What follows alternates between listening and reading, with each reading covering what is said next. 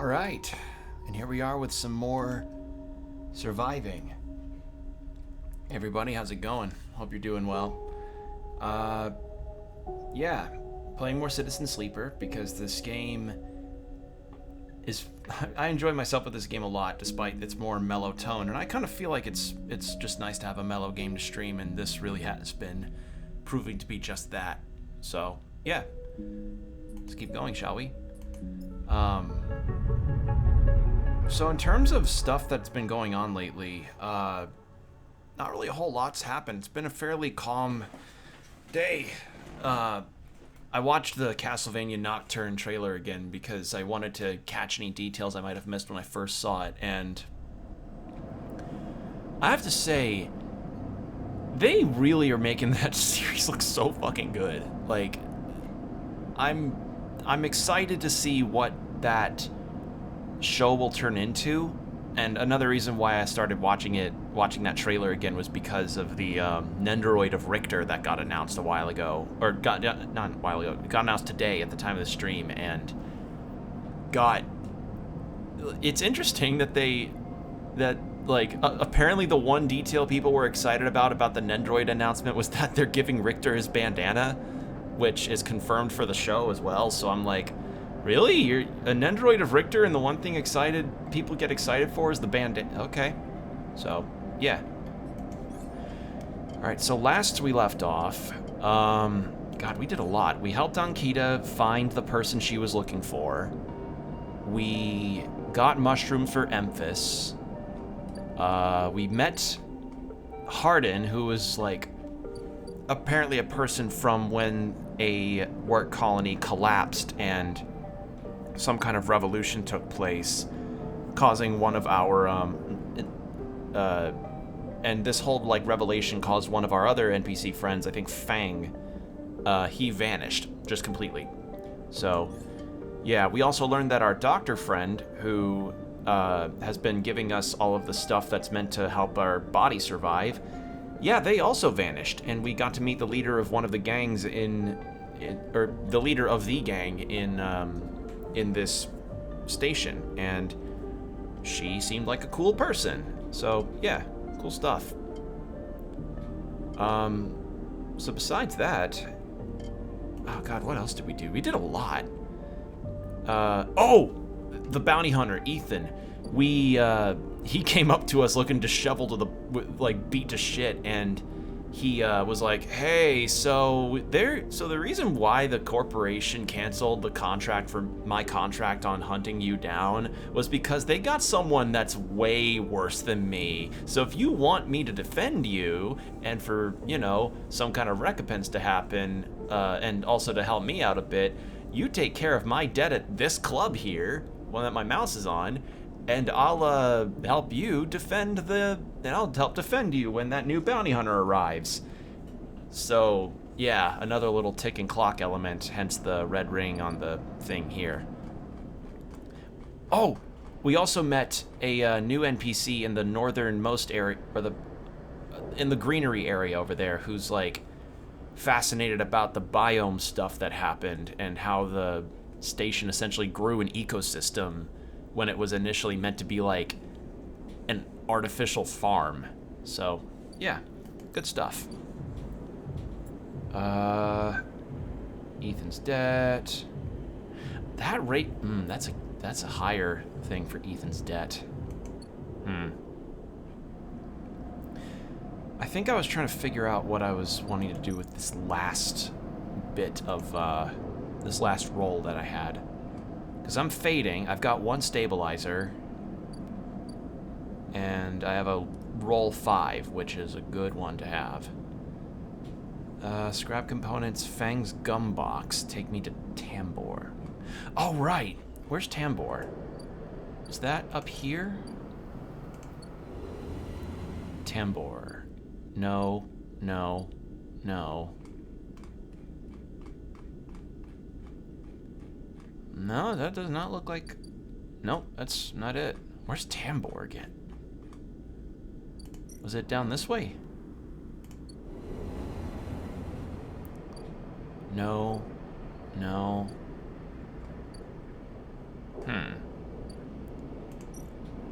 So yeah, we also gained some new ways of being able to earn some money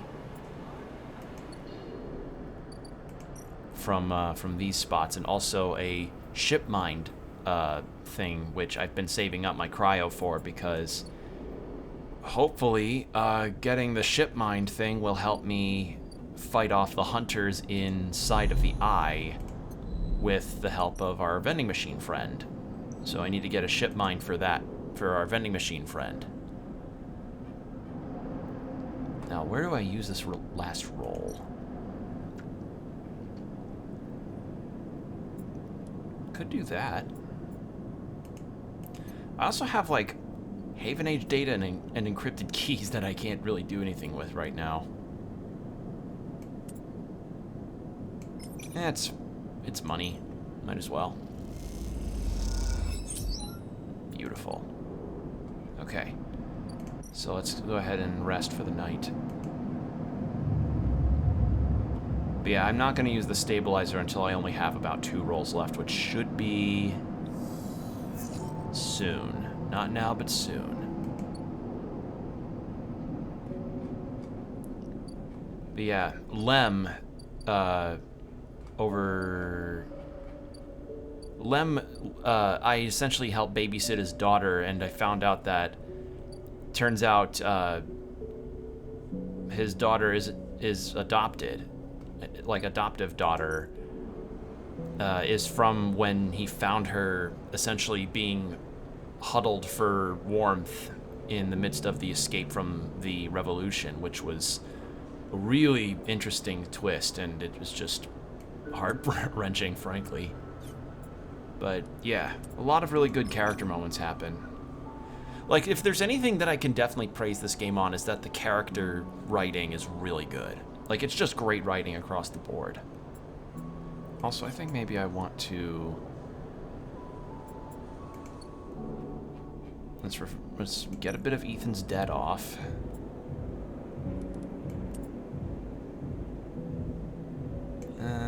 Let's do this.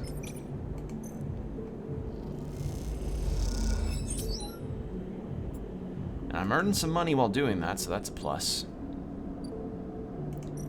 I also have the chance of helping with building a still for fermentation in this bar that I worked at.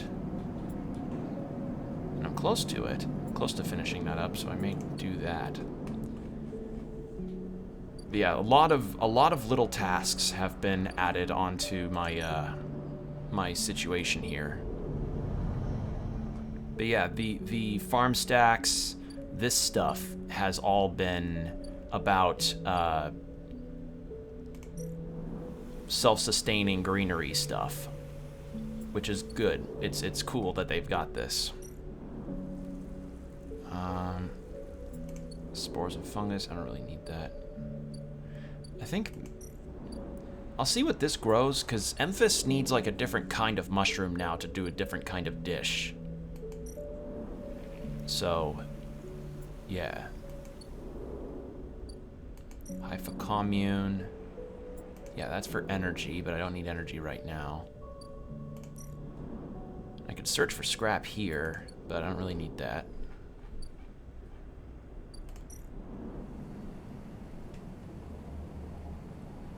Barter for food? Nah. I'm gonna hold off on the whole gather spores things until this is... I want to see what this gives me first, and if it doesn't give me any spores, then I'll gather the spores the same way that I got emphasis caps. Alright, so... Freight operator... Honestly, this pays more.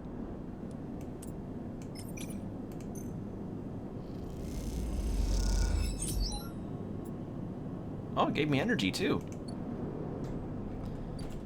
And yeah, for emphasis stall, I need to get him these kind of things. Matsutake broth. So he needs Matsutake stuff.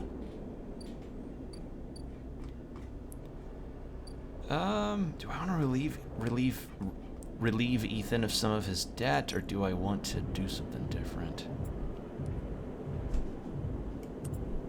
Let's try work the front. Okay, not... I was hoping I could get the high double, but I guess I didn't.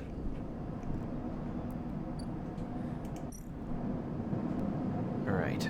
I think I may use the stabilizer now, because the next cycle might be the one that decreases my rolls. So let's do that.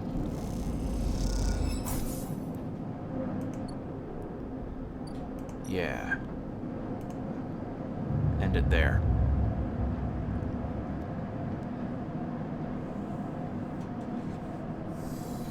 Oh, that hurt my energy. Ooh, but those are good rolls, though. Those are really good rolls. Can actually do a lot. Let's do a little help with this. Fuck. All right.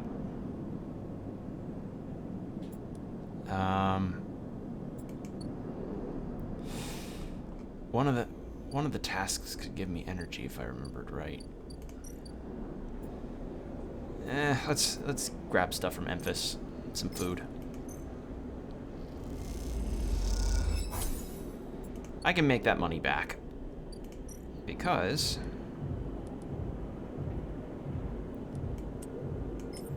let's do that. Okay, that takes energy, the other pays cryo. Okay. Now I know.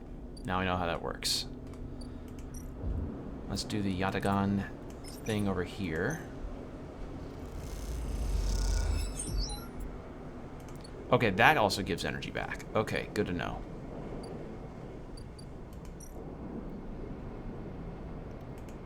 Let's cross this over.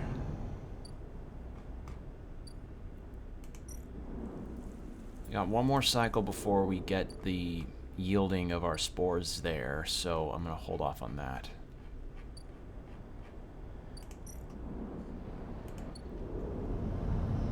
I could also... oh, I do have a couple scraps to sell, so how's about I do that? Ord exchange. Yes.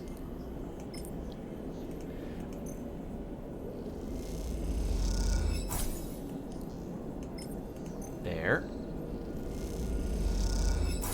There. Okay, I need about 30 more before I can get that mind I need.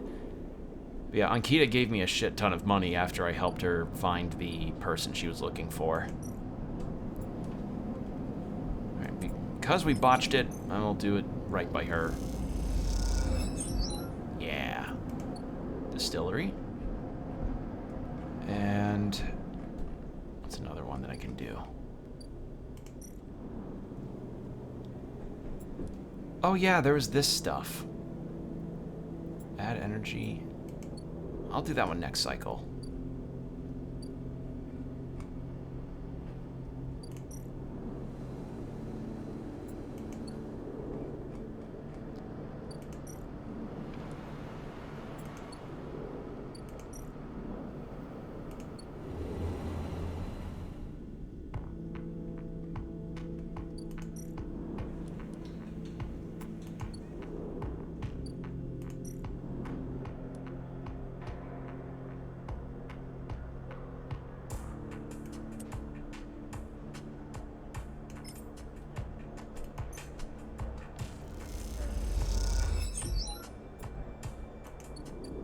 Alright, and that should be that.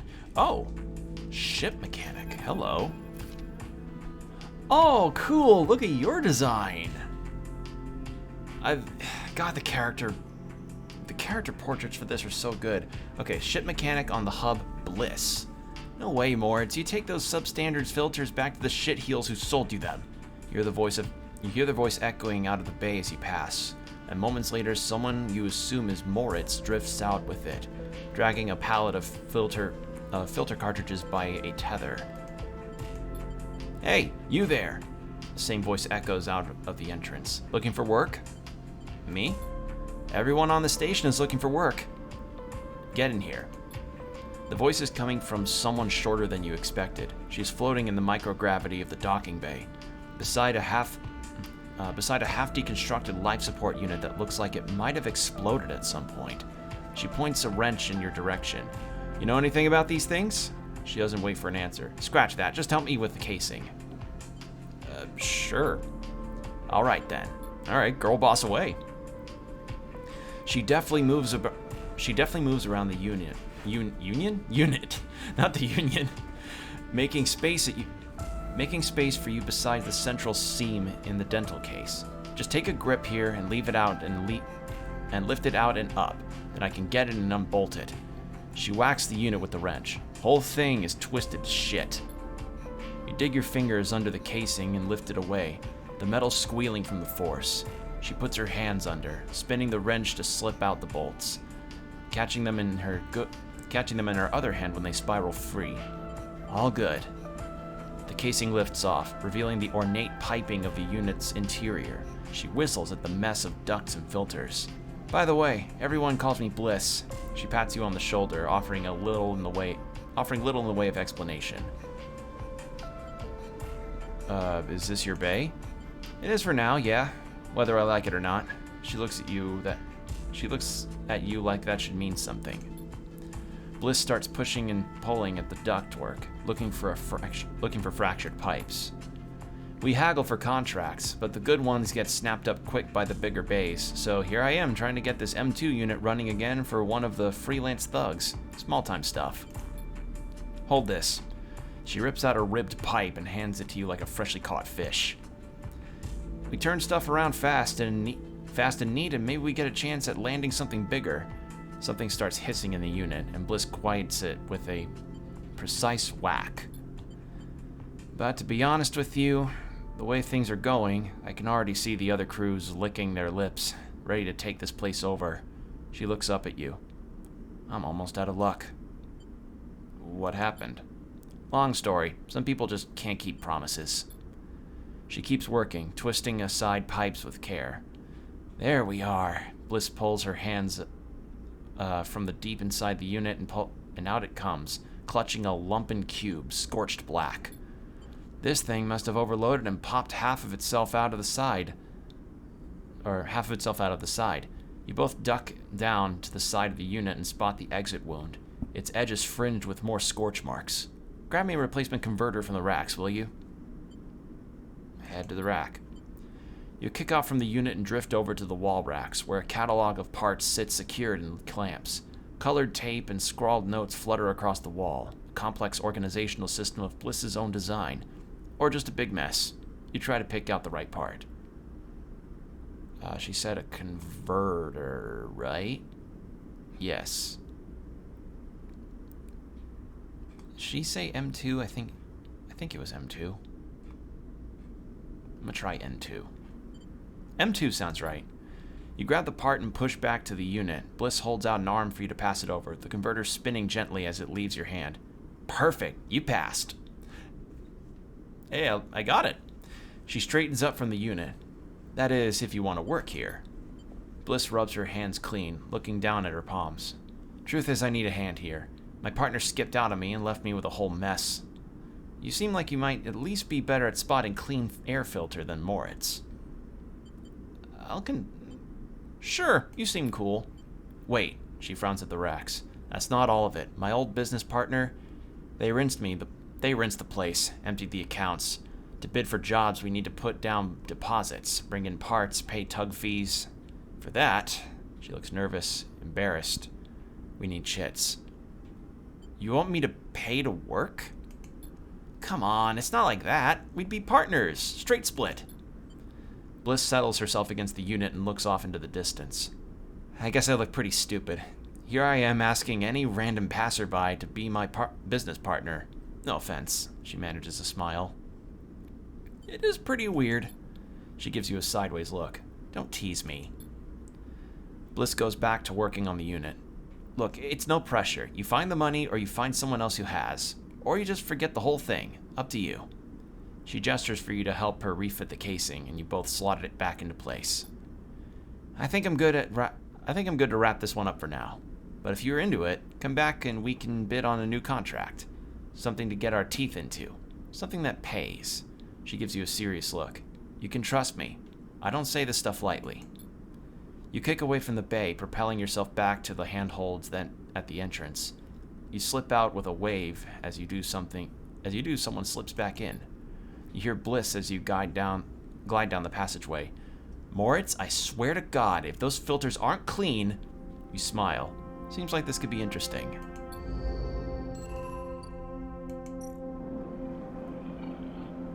$100. I could. Hey, Combo. How's it going? We just started and we met a new character.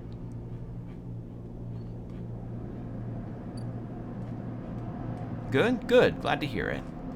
Also forgot that I now have a place to sleep in the greenery area, and I want to do that, because that seems pleasant. I just got to talking a little bit about how I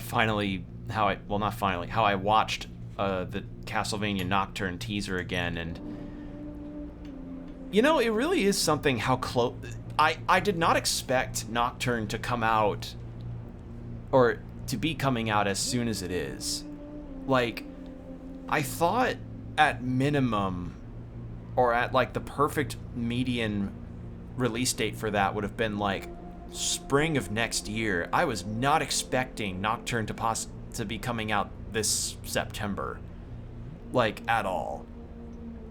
And I'm glad to also hear that apparently the merch machine's already going to go crazy with that, with the Richter Nendoroid getting announced too. So, yeah, fuck yeah, man. Like, got me so excited.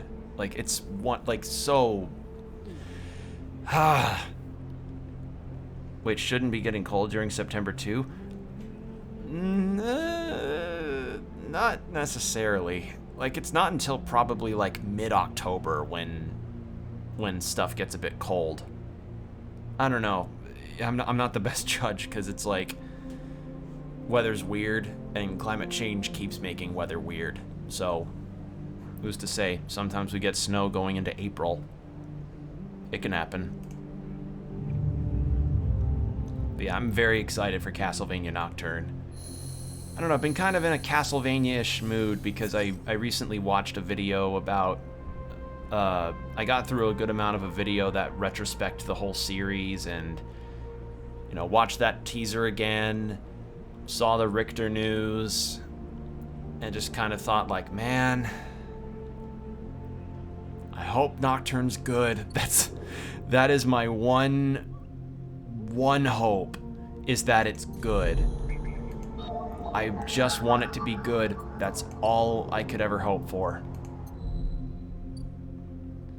Like, I understand that's a very simple dream, but it's like, it happens, you know? Sometimes a series just comes out and doesn't end up delivering.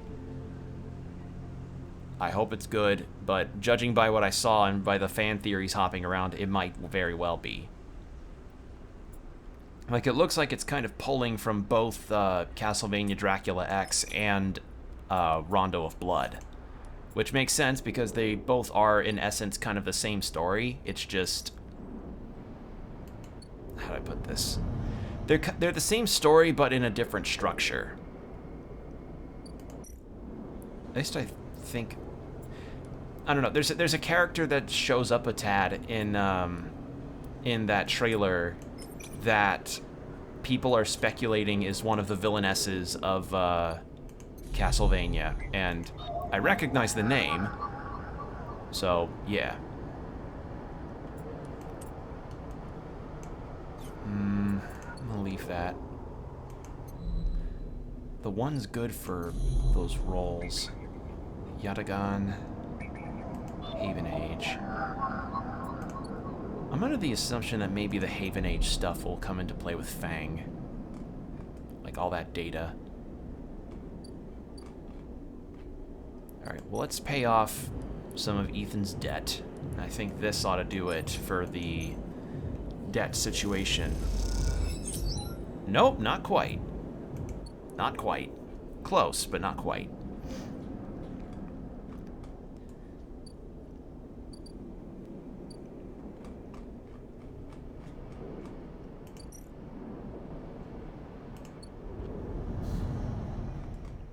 Let's grab some caps.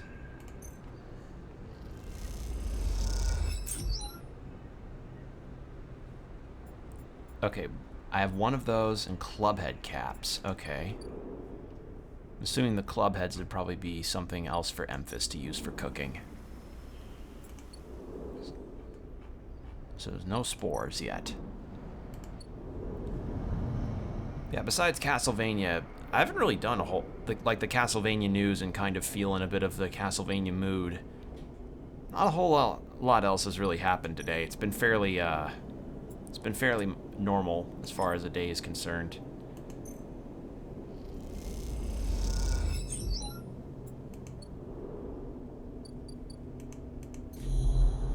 Alright, how's about we say screw it and get one of this data? It might be something I could use.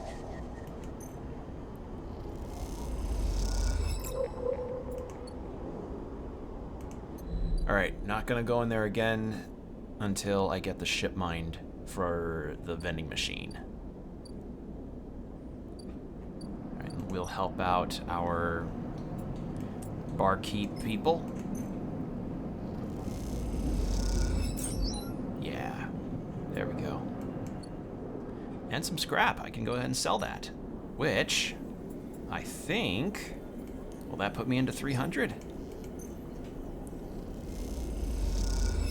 Yes, exactly. So then we get the ship mined.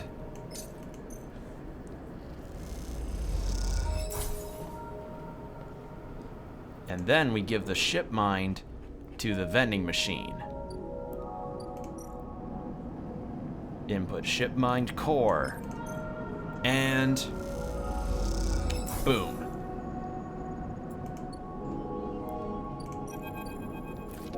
So yes, one of the NPCs that we have encountered and can have conversations with is an AI that's in a vending machine. Like some kind of self-defense. I don't know if it's a self-defense thing or some kind of maintenance thing, but it's a holdover AI from the past that somehow managed to get itself inside a vending machine. Also, I would love this vending machine as like a bookshelf of some kind or something. It looks so cool. Sleeper, must express plan before we begin. Neovend is impatient, the prospect of being free of the vending machine clearly too much to take. Shipmind has no output features. Will be mute until slotted. You won't be able to speak? Correct. Do not worry. Server motors in the machine begin to rev. Neovend's anxiety clear. First imprint shipmind, then slot imprinted shipmind into physical ports close to Hunter's nest. Once slotted, we'll track Hunter at each. Tracking will find core nest. Slot shipmind at core nest. Show Hunter data to Hunter. Hunter will conclude sentience. Hunter will invoke killer. And oh, that's right, because there's another defensive system that hits Hunter called killer, and killer will kill. Yes. The lights on the vending machine cycle as Neovend prepares. Physical ports likely sealed in old station. We'll need keys, but yes, simple. Vending machine rocks a little. Any questions before imprinting? Why slot you physically? I cannot access via network. Too dangerous. Hunter would find immediately. The lights flicker. Am not like you. Hybrid. Am native to cloud. Easy prey. What's the core nest? Hunter keeps central data storage. Protocol must keep data outside self. Linked to secondary nest. Can triangulate from here. That's it, let's start. The sound of all the servo motors starting up at once is painful. The screeches rattle from the hard surfaces of the sealed dock and come back at all angles. Neovend, better be quick or Haven Age security will be here. Neovend's voice appears among the squeals, like a whisper carried by the wind. Machine is not designed for this task. Few sensors, limited inputs. I work blind. Wish me luck. In the top part of the compartment, a set of arms align with the shipmind, clunkily scraping against it. Can I help? Silence best. Also, if machine ignite, pull out fire. Yeah, yes, that typically works. I picture it kind of like if you overcook some food in the microwave and it just lights on fire inside of it. The metal creaks as the servos opens the ship mind, its layers of silicone nested like an onion skin. Once open, the main arm of the machine rapidly shifts back and forth, realigning the microscopic components, assessing and rewriting them, imprinting NeoVend into its physical form. As you watch the hypnotic motion, your mind drifts to your own creation. What processes were used to emulate your mind? To copy the neural structure of that person who, as far as you know, still sleeps in some distant facility. Was it lost? In what way are you a copy of that person, and in what way are you something new? You know this much. You are a convenient loophole. A way of circumnavigating the illegality. I've seen legality, but not illegality. The illegality of sentient AI.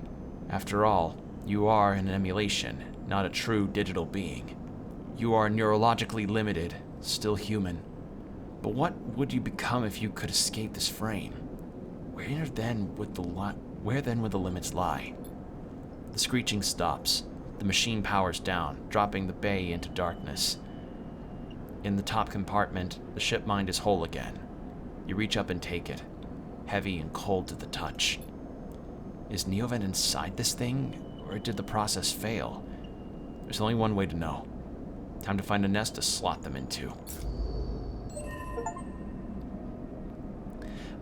I completely forgot that I need to check the, I had completely forgotten that I need to figure out how to turn off the achievement ding for achievements on Steam. I don't know if you all can hear them, but I just got a ping of an achievement on my Steam thing. Okay, so I need to insert this into a nest, but I don't know where I do that. I don't know where I do that. Do I have to be in the hunter nest? Oh. Climbing Briar. Escape XPR ship. What? Wait, is this something I need to do before I go to bed?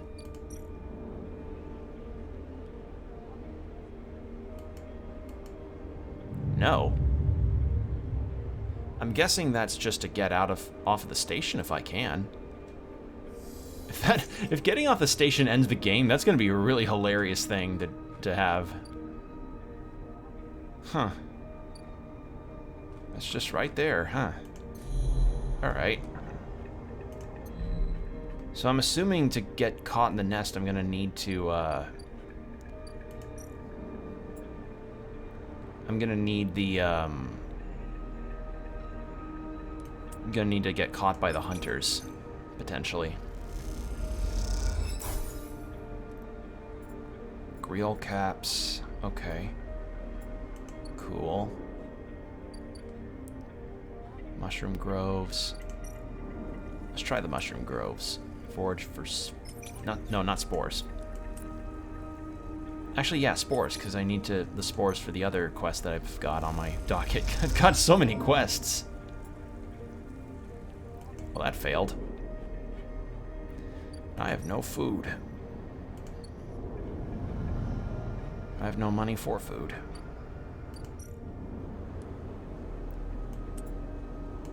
But I can do this to restore energy. There we are. And then doing this one last time can get me Ethan's debt settled and also give me some money for food. Yeah. Alright. They're never gonna release my debt. The shits. Ethan kicks at a locker and the sound rattles loudly around the room.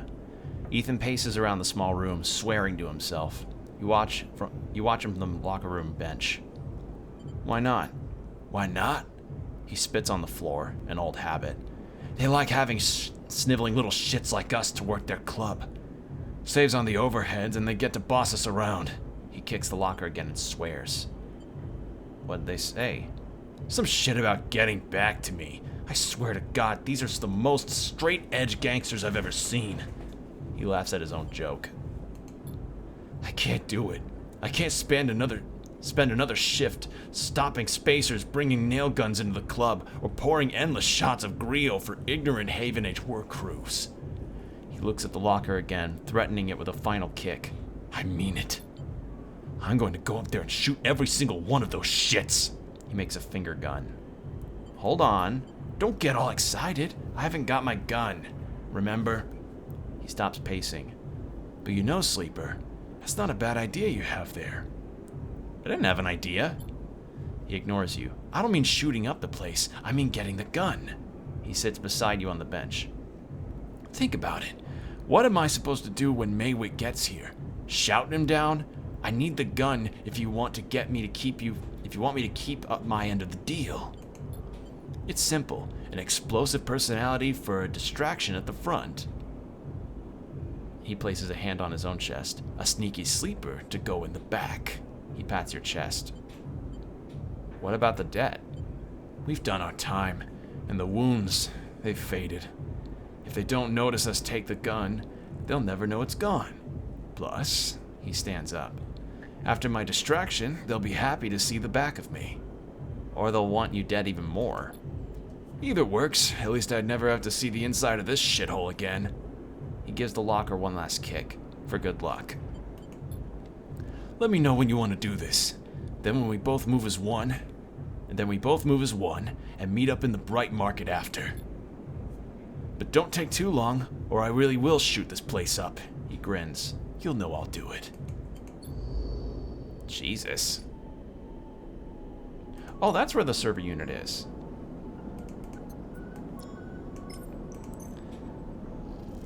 Use that up.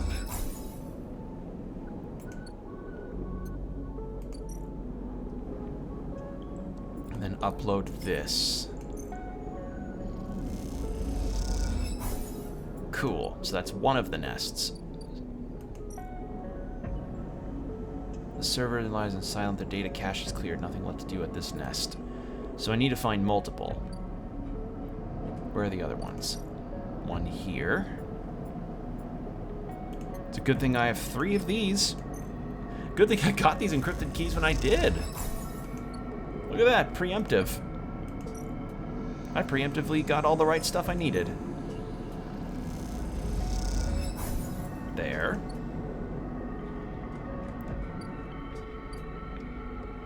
We just got that one. Atrium. Okay. This is the third one.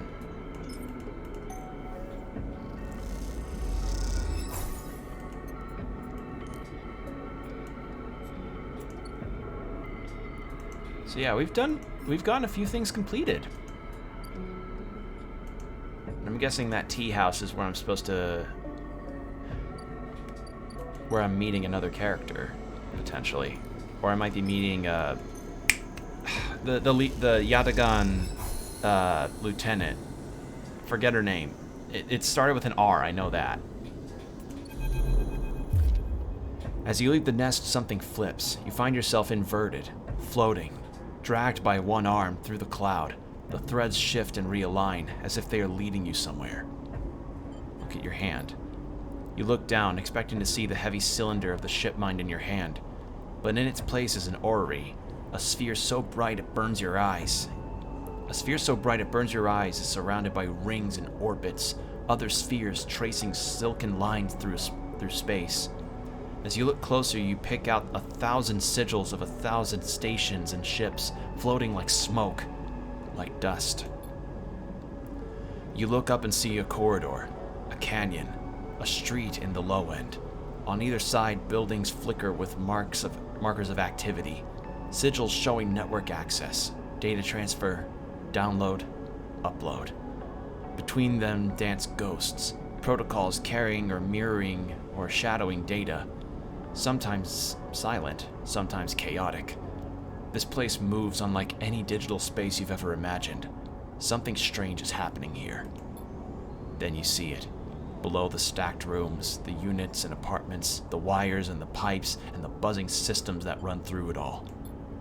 In the warrens beneath the lowlands is the hunter's core nest.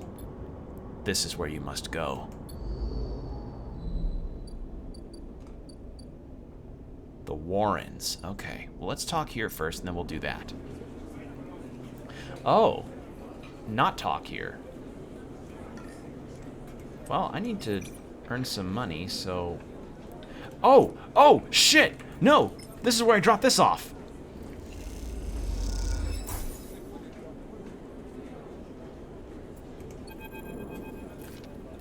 As you go to leave the Tambor tea house, a hand falls on your shoulder.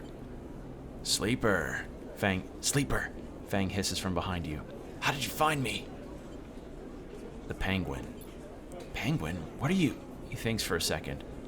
Oh, do you mean... He mimes throwing gum in his mouth. That wasn't meant for you specifically, but...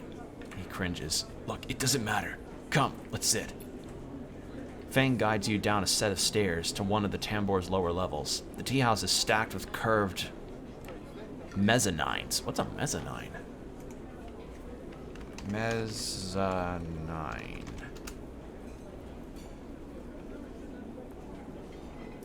A low story between two others in a building, typically between the ground and the first floor. Oh, one of these! Oh, like a loft. Like an indoor loft. Oh, yeah, I love those. Oh, I love those things. Like, so yeah, I didn't know that that's what those were called. I thought they were just lofts.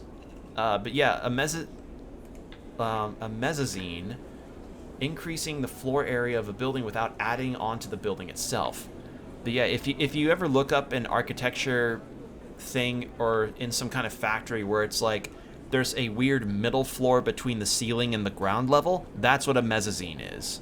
I've seen those in some apartments whenever I just did apartment hunting for, well, not hunting, but just kind of apartment window shopping. And I've seen those a couple times in apartments, and I kind of like it. It's weird. I kind of like the look of them. It's just, it's kind of a unique little architecture quirk that I like. I think I've even seen an apartment in Japan kind of have a similar look to that. But yeah, it's a cool little thing that I like to see.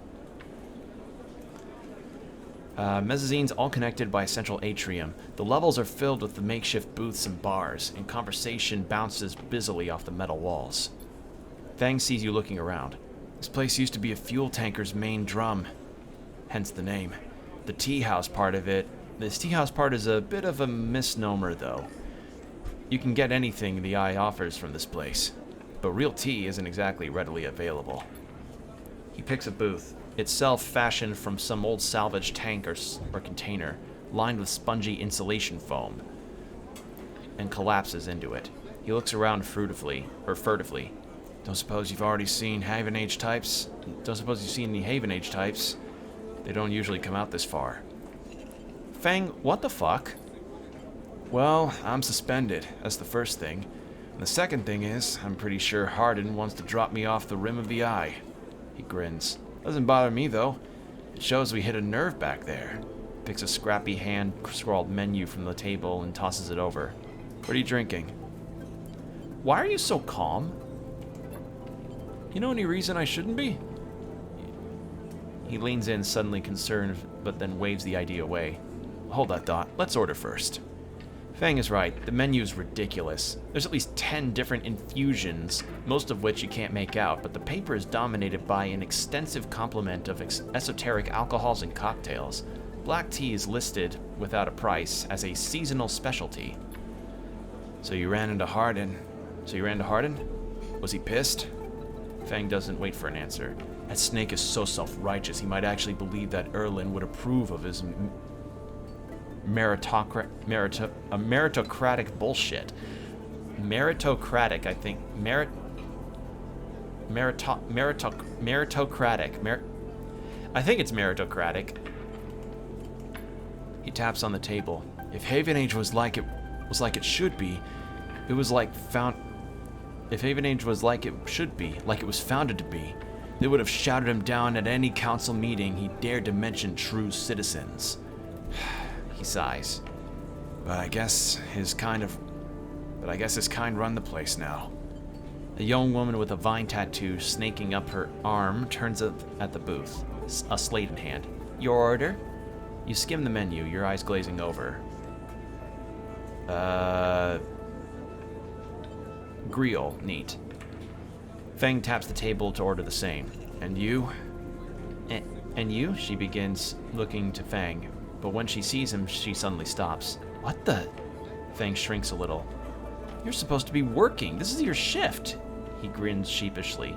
You work here? Fang waves you to be quiet. Look, Gina, just say this is my break. My friend here has been through a lot. Gina looks between the two of you.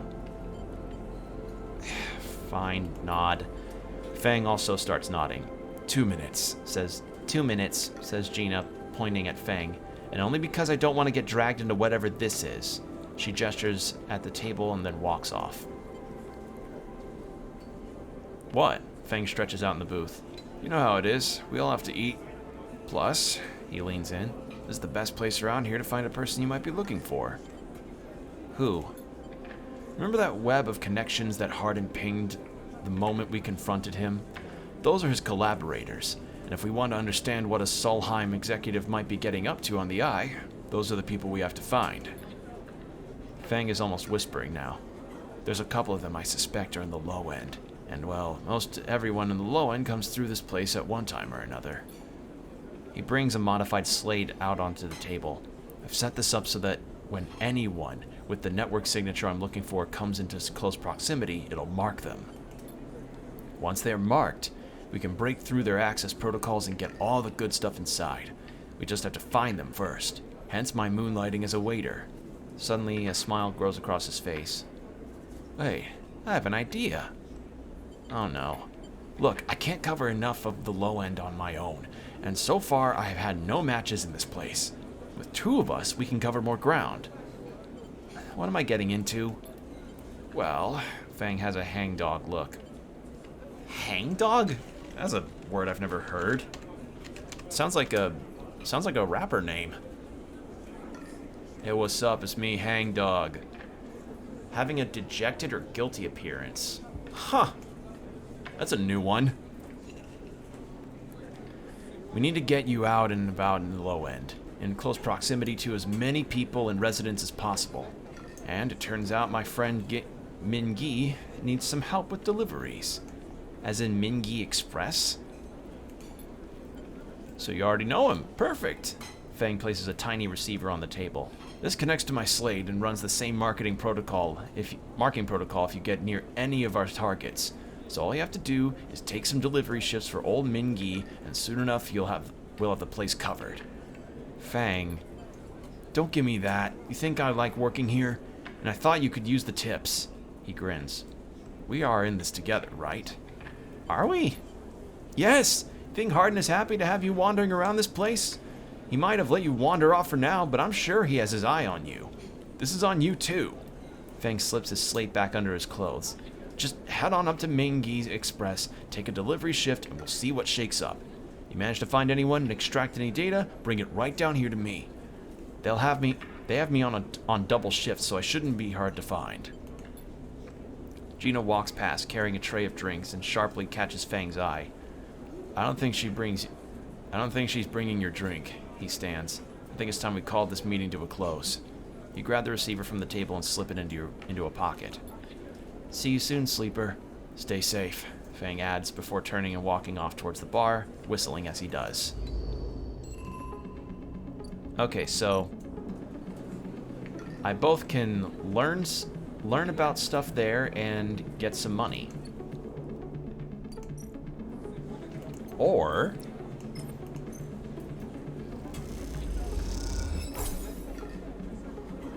hey, I could earn money doing that. I can give Yatagan info on stuff here. I mean, that's easy enough money. There we are. All right. Warren tracking. Find the nest.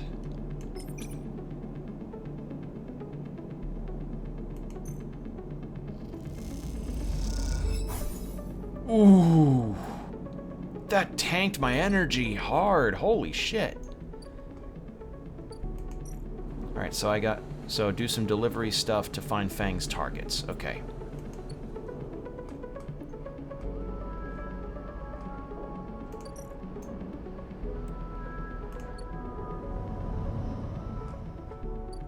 And that's pretty much all, I think, that I can do for now. I do have upgrades available that I could do. Chance to gain energy after any engage action. Sure. So now we have the baseline for all of that. Keep 2 dice even when condition is breaking. That sounds good. Agent nodes give you a double data rewards. Use scrap components to home to repair condition. I'm gonna do hard to kill.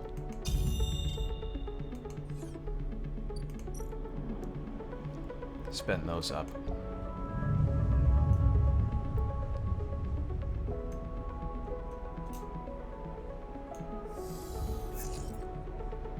Alright. Need spores.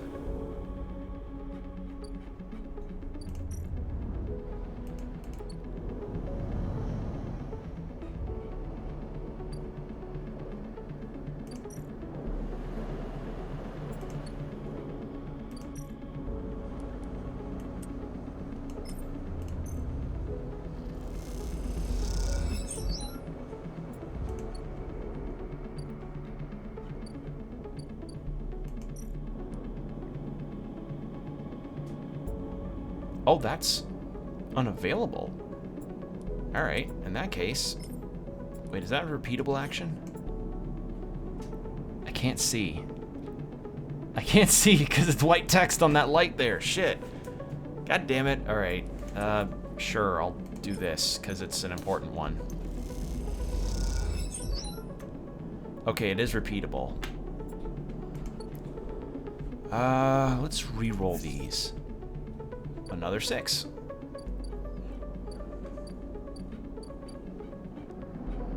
You know what? I think this is almost done, right? Yes, it is. Alright.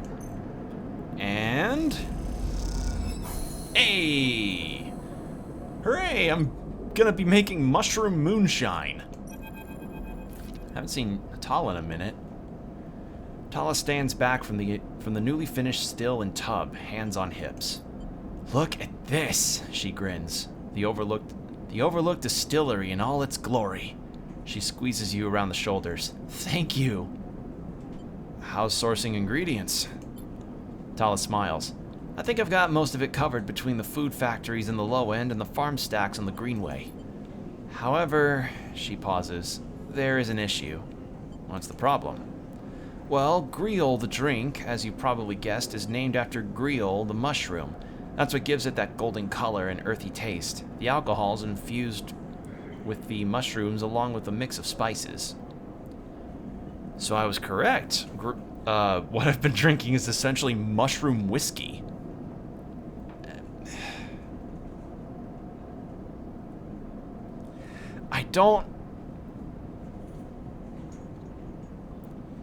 Part of me is kind of curious about how that would actually taste, since mushroom coffee is apparently a thing. That means you need Griol caps to make Griol, but no one wants to supply us. The distilleries on the Greenway are taking all the stock from the farms out there, so it's hard to get a single cap across Founder's Gap. However, I have an idea, she smiles. We can grow our own Griol caps here. She gestures at the increasingly equipment-filled back room. I can bring you mushrooms. Tala gives you a pitying look. Where's your vision? Any outside supplier means they take a cut. Okay, maybe not you, but someone, somewhere, takes a cut. Tala puts a hand on the still. We made a still. We made a still? We set all this up? How hard can growing mushrooms be? They don't need a light. They don't need light. They barely need soil. We can do this, she pauses. Or at least we could if we had something to grow them for. Or grow them from. Like spores? Exactly. Suddenly you feel like you've walked into a trap. And you are the perfect person to get me those spores, she nods rapidly. Think about it. You built the still. You were great with plants. You know the eye like the back of your hand. Need I go on?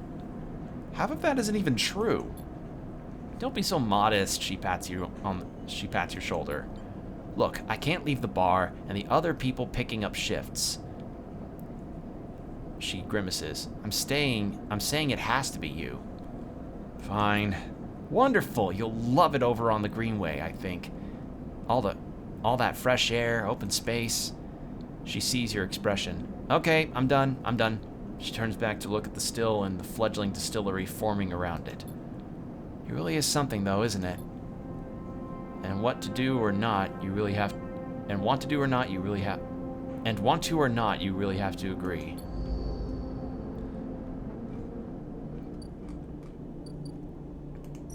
So the compressor club. Okay, so I can just straight up. Oh. I don't know what to use my final 6 on. I want to see how this plays out. The gun tucked safely into a pocket, you work your way down the stairs that lead up to the office. A doorman passes and you exchange nods. It seems like you are in the clear. You hurry on, eager to get out before anyone spots anything. As you come down the main stairway into the front of the club, you see Ethan entering. He has a dark look in his eyes, which troubles you. He's reaching into the pocket of his coat, slowly, carefully. You catch his eye and he raises an eyebrow. You shake your head. A long pause, then he nods and turns around, walking back out of the club. You exhale, not realizing you were holding your breath. And then you are out, without a single shout, without anyone noticing. You meet Ethan around the corner, on a quiet Bright Market walkway. You have it? He looks nervous. What were you doing back there? I was about to start a distraction, like we agreed. He sighs. Just show me. You lift it out of your pocket, and it's colder, heavier than you expected. Ethan watches you take it out. Nice! Now if you would, he beckons with his hand. A memory jumps into your mind of Ethan in the compressor and hand out, asking for his gun back. A memory followed by the memory of a sharp, dizzying pain. You flinch. Wait. Ethan gestures again. Come on, hand it over.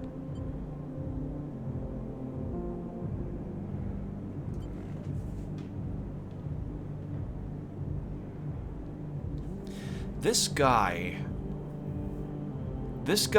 was the initial bounty hunter for us. He's offering to be the person that guards us from the person that's now going to be tracking us for the company that, created our android body. But what's to stop him from lording that over us if I give him his gun?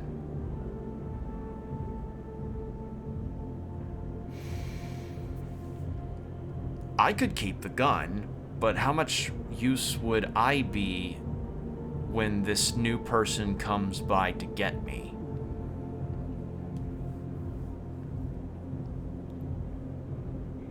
Remove the bullets beforehand and don't tell him. Fuck, that's actually a good idea. Yeah, because then it's like, yeah, he's still got the gun, but then you have his means of... Damn it! That would have been good. What do you think? Should I hand the gun over or not? Because, pointing the gun, I think, would just make him mad, and then a fight happens and I possibly lose some condition. So I'm not doing that one. Click, click. What the fuck? Yeah.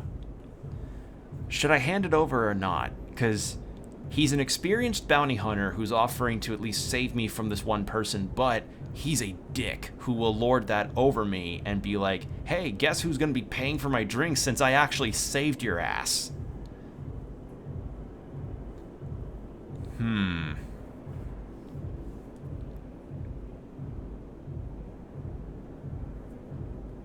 Should I do it? I don't have a coin. Hand it over? Yeah, he's probably gonna... Yeah, well, it'll be an interesting direction, I think. Ethan eagerly grabs it and looks down the sights. He sighs a sigh of relief. Then he meets your eye and slowly raises the gun until it's pointing directly at your head. Not funny. You still don't get it, do you, Sleeper? Ethan spits. When they canceled that contract, I lost everything. My reputation, my payout, any way getting off this shitty station. Everything! All I had left was you, he grins. A naive little sleeper with a heart of gold. I couldn't believe it worked, he laughs. And now we are done. Stay silent. He slides his slate out of his jacket pocket with his other hand. Now to call Maywick. Are you crazy? You are crazy, sleeper, for thinking I'd kill one of my own for you. For what, helping me wash dishes? He laughs long and loud, and you hate him for it. He prods the slate. Done. He puts it away. He's here, you know, on the station. I've been speaking with him. He tells me we can split the contract, not 50-50, but enough for a finder's fee that I can get out of this shithole. He's lying. At this point, sleeper, I'm not sure you were the one I'd trust to spot a lie. He winks. Ethan glances around. I've learned one thing from you, though, sleeper. In all our cycles working in that shitty club, he smiles. People never know when to cut and run. It's like they freeze in the headlights when the future is bearing down on them. They watch it coming, watch their death flying in at a fraction drive speed. You had every chance, and yet still you kept on going. Like some idiot robot, going through the motions, even when you knew you'd be crushed. He smirks. And let me tell you something else. The shot enters through his upper back, and then he crumples immediately to the ground. You drop too, without thinking, pressing yourself to the walkway floor like it might save you. Silence. You look up and see him coming into the walkway. Silent, eyes alight. Oh, he looks cool. Oh, you look cool, dude.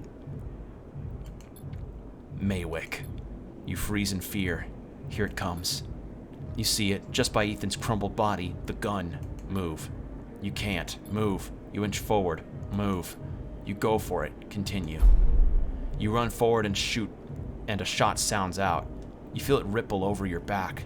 Then your hands are on the gun, and you scramble to your knees behind Ethan's body and fire.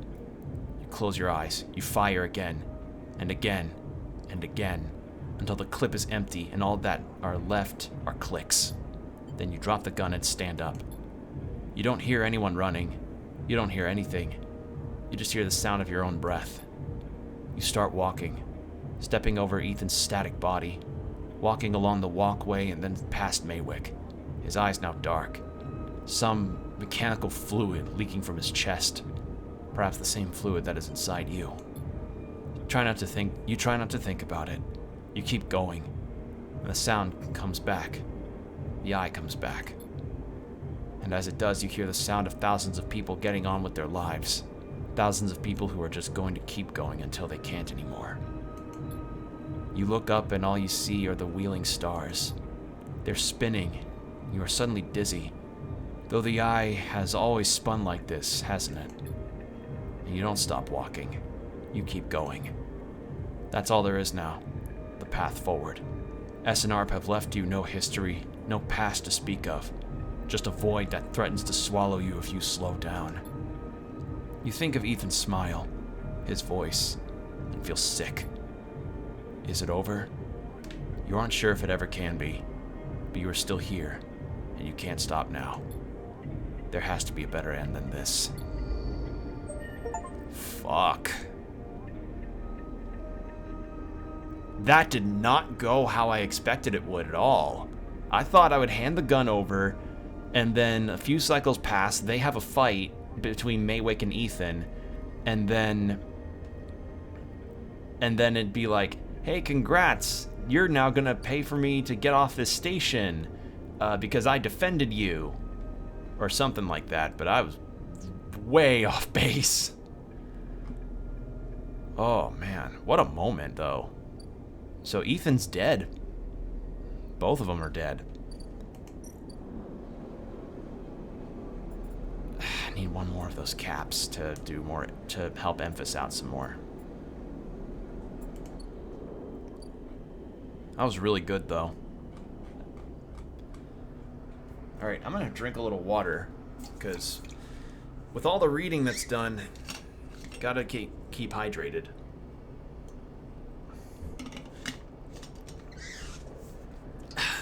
Alright. You know, I have to wonder if in Citizen Sleeper 2, if they'll have any level of voice acting for the characters. Because the trailer that I saw from the PC Game Show this year had voice acting in it, but apparently this game also had voice acting in its trailer, but no voice acting here. Like, not that I mind, I enjoy reading all this out. Like, I actually really do enjoy reading the dialogue and narration, but I could definitely understand why some would prefer for just voice acting stuff, and how it can get tough to stream this game when you have to do all of the reading. Like, that's part of the reason why people like the final cut of Disco Elysium, because the only dialogue you have to read out is your dialogue options to characters. So I could understand if some would prefer to just, not have to do that in 2, if there's any voice acting in there for characters at least. So yeah, but I don't mind this though. I enjoy doing this. I get to feel like I'm a narrator. Okay, let's sleep. But yeah, I'd agree, Combo. It would be a neat idea. You're your own voice actor now, and as an Elysium character. I am not good in any sense for that. Like, I'm about it. I only know enough about acting to know as much as I like. The only knowledge I have in terms of acting is what I just know as much as I do from things, from like observation of media throughout most of my life, and like a book that I read by Yuri Lowenthal and Tara Platt. Not Platt? Is it Platt or Pratt? I think it's Pratt. But there's a book I have called Voice Over Voice Actor. No, Will is just there in the game being a dude. It's just a dude. I'm just a guy, man. I'm just a guy doing my thing. But yeah, I have this book called Voice Over Voice Actor, written by Tara Pratt and Yuri Lowenthal. And it's essentially like, it talks about the industry and how like certain things in acting work, as well as anecdotes from other voiceover people that have been in the industry for years. Like stories from Phil Lamar to Liam O'Brien, from Yuri and Tara themselves. And it's an interesting read, and I'd recommend it, especially if you have any interest in voice acting, like now or in the future, because it's a very fascinating subject to see, even with all of the stuff going on with the strikes and so forth. And I will support those strikes, because actors, writers, and animators, all of them deserve to get their just pay. They really do. And the industry is just really not complying with them for some fucking reason, but hopefully the strike will yield the fruit that they desperately deserve. Like they deserve to have all the stuff that they should have, because they bring the entertainment, and they're the entertainers that help us, be whisked away into the stories that we like. And plus, there is always that lording situation that I remember seeing from when the strike started, where a writer had a sign that said, "Pay us or we'll spoil your shows," which is I would figure that they would want that to not be a thing. Like, I figured the strike would probably succeed off of that premise alone. Like, I understand NDAs are a thing, but it's like, if someone truly has nothing left to lose, that is really something that you'd have to consider. But yeah, I saw that sign and I just thought that was really funny. And also, possibly one of the best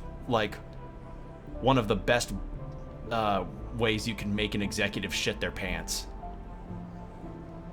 You awake from dreams of Maywick's amber eyes floating in a pool of dark fluid.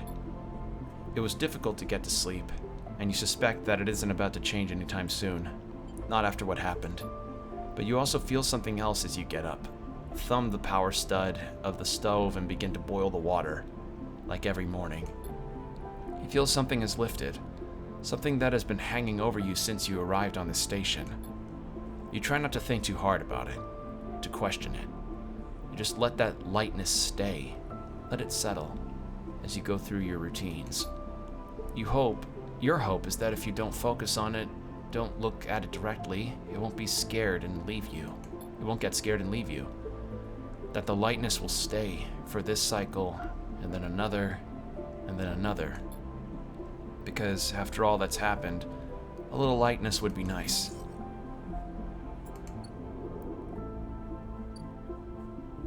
All right.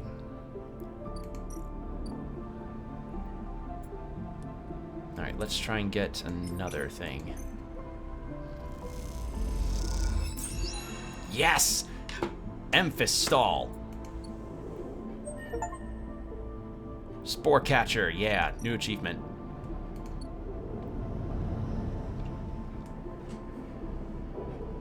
Okay, Emphys, I've got some mushrooms for you, buddy. I love Emphys' stall. It's such a good place. It's like a comfort zone for me.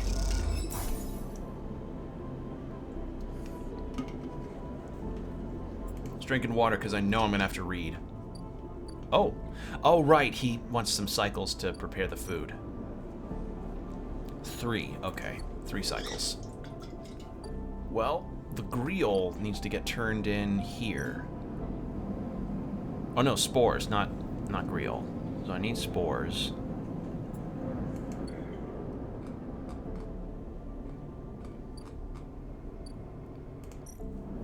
I can do a bit of this.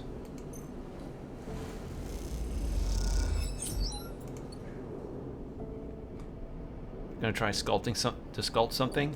Okay. Export matsutake, but not any other mushrooms that I've got.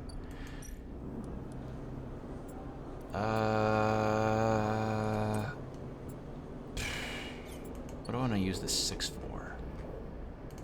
Actually, I haven't done anything for... Could gather spores over this way. Yeah. Actually, let's just get spores here. Sweet. Now, is it 2 or 1 spores that the distillery needed?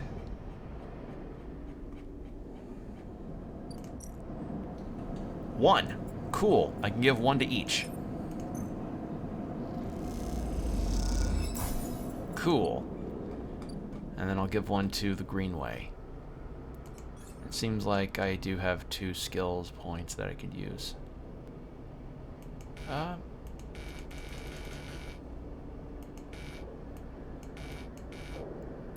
Oh, I need 3 for that.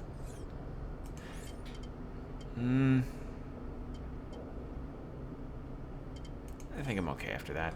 Alright, let's turn a spore in over here.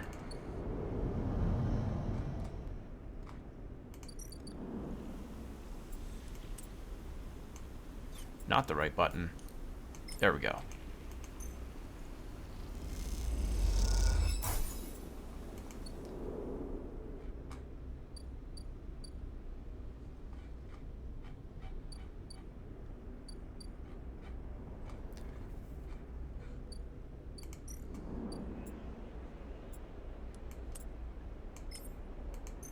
Let's try some work assignment.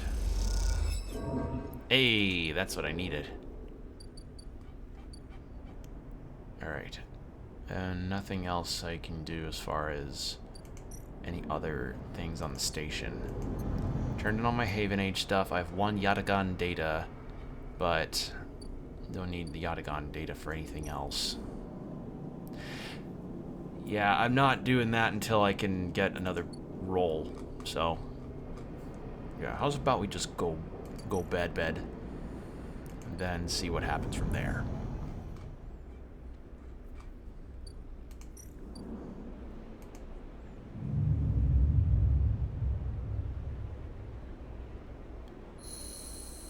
I imagine that's probably still not going to be the last we have of the SNRPs hunting us.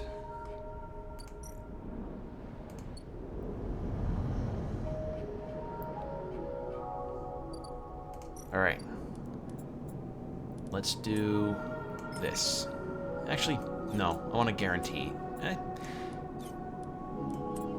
Let's do the 4. Because at the very least, it'll not have a negative thing. There we go. I need energy.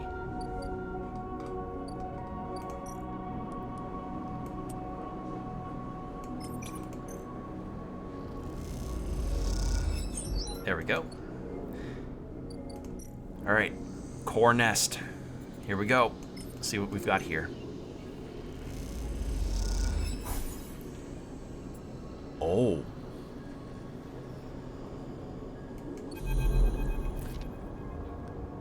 Whoa. Cool. Oh, look at this thing. It's like it's cloaked, but it's like a bubbling cloak. Ooh. God, the portraits in this game are so cool. Sleeper, I am here. The voice is soft, gentle, like flowing water, and yet you recognize it immediately. At first, you struggle to understand what you are looking at. Threads cycle endlessly, sending ripples through the cloud, drawing data in like a weaver. Masses of data surge in and out of the nest, a loop with no end. And there, at its center, the ship mind. But not the ship mind any longer. A sphere, spinning around another sphere, around another sphere. An orrery of cycles and systems, a map. And then behind and above, a figure, hands among the strings like a puppeteer. Neovend?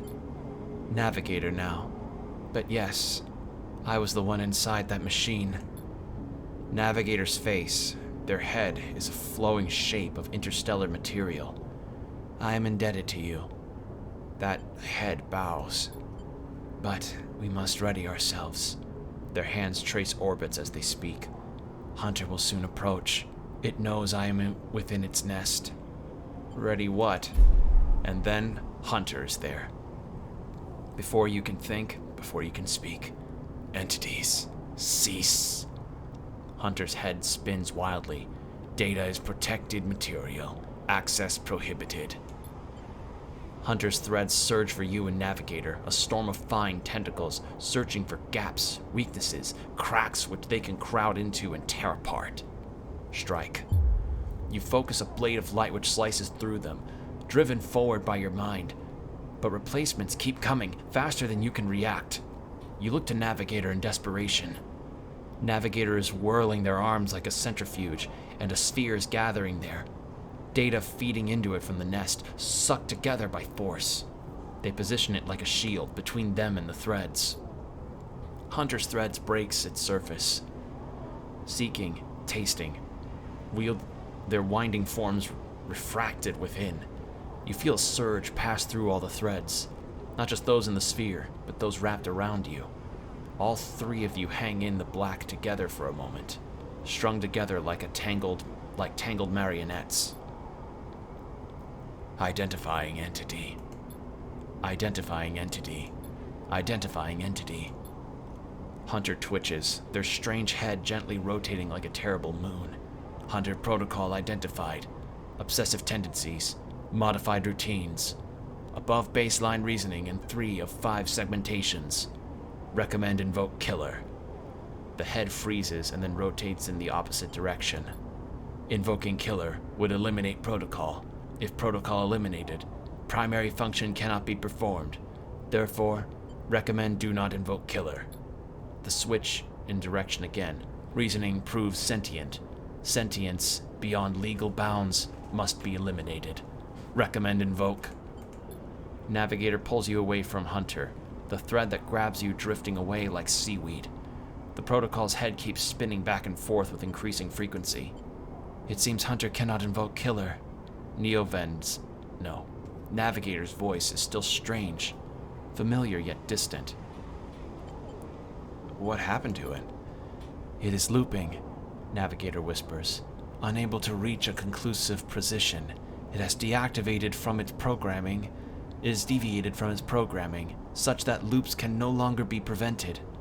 Navigator produces a model of two spheres rotating around each other, as if to demonstrate. I will monitor it, but it is likely to be able to counter the loop. Its core programming and reasoning make this an impossible position to resolve. You look back at Hunter, its head a blur of rotations and counter rotations, and feel a pang of guilt. Is it suffering? This is a more complex query than you know. To suffer, it must be sentient, truly sentient, not just non-conforming, not just illegal.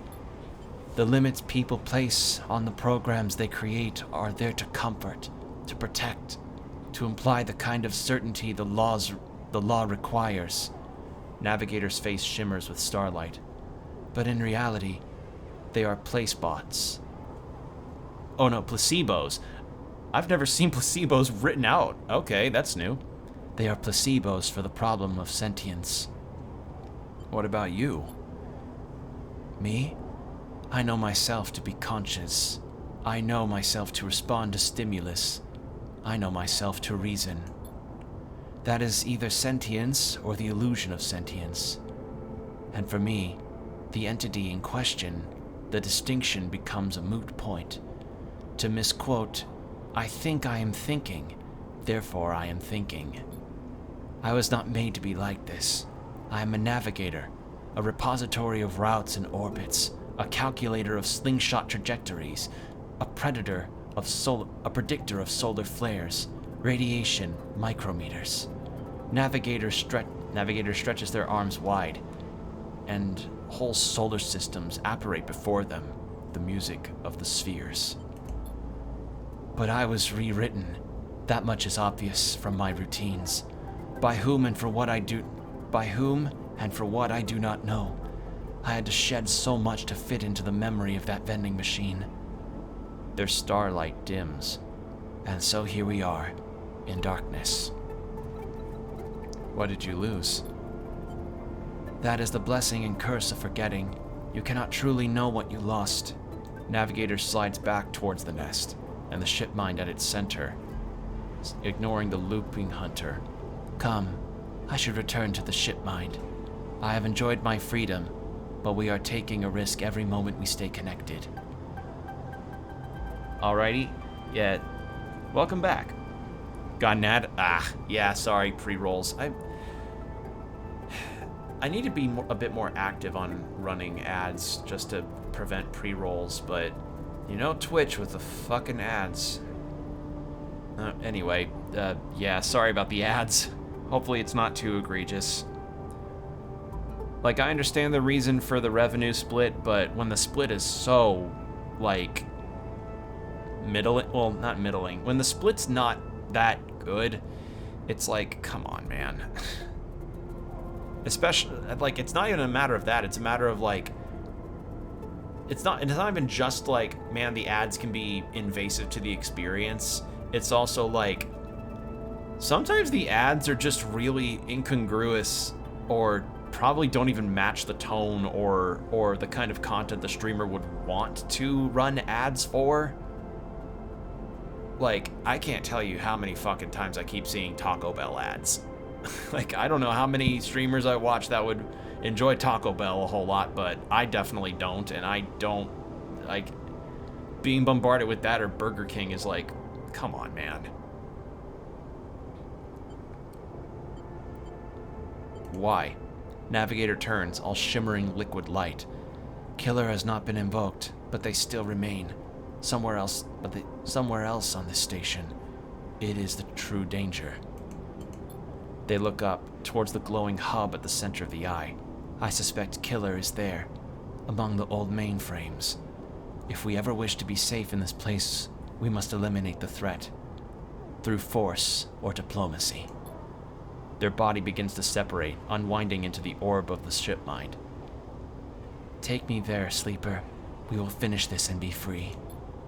As Navigator dissolves, you turn back to the frozen Hunter, floating at some distance now.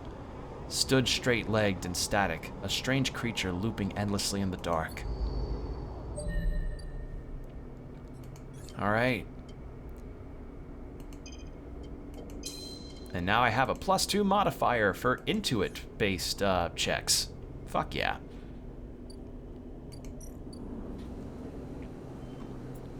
Oh, well that was cool. So now we need to kill Killer. Or not kill Killer, but stop Killer. Once I get 100 cryo, I think I'll pay for Bliss's stuff. Because Bliss seemed cool. She seemed neat. She seemed like a cool character. Weightless Wanderer.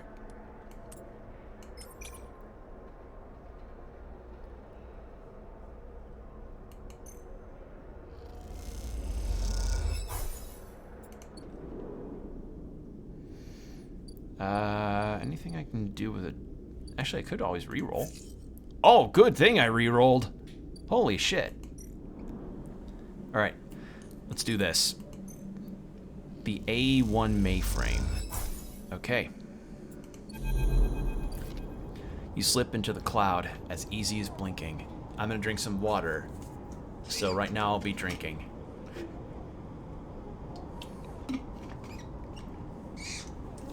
That was really bad. Navigator is beside you, their sphere casting light into the strange darkness here. This is not how a mainframe should look. A center, a point of connection. The object in front of you is severed, cut off. A rootless, branchless tree. Only the trunk remains. Is Killer even here? Quiet, Navigator hisses, and then you see it. Like a blade in the dark, an edge slicing through the void, it glides along at a distance and winks out. I'm kind of ready to see this. I want to see what Killer looks like. Then it appears again, elsewhere, gliding once more, searching. It's looking for us. Oh, cool! Look at this thing! The moment you make a sound, the edge leaps closer, and you see it. And you see now it is not an edge, but the ridge of a long, sharp head, like a shark. It glides past, closer now, and you see it, and you see into its voids where its eyes should be. You and Navigator exchange looks, both thinking the same thing. It is blind. Killer crosses between you two, smooth as a razor, then disappears. It flickers back in, further away now, and you move close to Navigator to talk. You saw it too then. Killer has been blinded. How? Unclear. This protocol has been running for decades. Well past its operational limit. Navigator's sons dull as they drop their voice to a whisper. This may give us an advantage over the protocol. You flinch as the silent Killer appears closer and glides past you, its empty sockets open wide. You turn to Navigator and notice something strange. Their orrery of spheres is collapsing. The orbits, usually round and even, are decaying. The spheres are flowing spiral paths, condensing on a central point. Navigator is noticing it too. They go to shift their position to better direct the spheres, but they cannot. Whatever is drawing the orrery together is holding them in place. They look at you, suddenly desperate, frantic. Get out! You go to speak, but Killer appears between the two of you, gliding through the gap. Navigator freezes, and you see them framed in the empty socket. You realize now, if Navigator cannot move, then it is only a matter of time before one of the Killer's sweeps brings them directly through Navigator. And time is not a problem. And time is not a problem for a protocol that has been running for decades. You look desperately around for a solution, for a way to extract Navigator from the mainframe. Then you see it. 3 branches. The last 3 thin and spindly, feeding the mainframe a thin diet of power and data. Break these and the mainframe collapses once and for all, severing the connection, shattering the hardware. Whatever it takes, they must be broken. But they are encased in something, a glassy layer of protection. You need to unlock access before snapping them from the mainframe for good. You look at Navigator, trying to reassure them without speaking, and then you blink back to reality, their expression of fear and after-image that slowly fades. You must act quickly.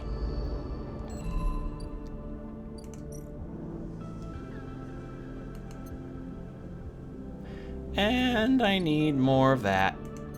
But I don't have to worry about the hunter anymore. Damn it. Need a 6. Need a 4. Is this one needing a 5? Yes.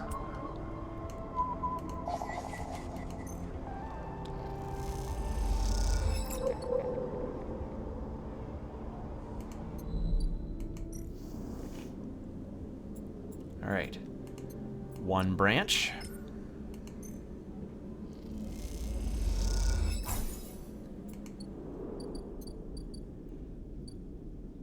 I don't have a whole lot of encrypted keys. This is gonna suck, because I'll have to go back to bed and get my rolls back. It's like, sorry, Navigator, but, yeah, I'm gonna need to take, like, a power nap between helping you make sure you don't get eradicated by this killer program that essentially has been the, antivirus measure for this whole station for decades. You can hold it. It's like the anglerfish in Outer Wilds. Just don't make noise and you'll be good.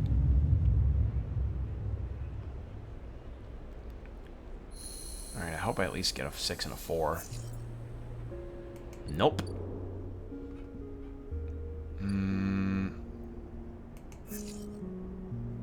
Yeah, it got us.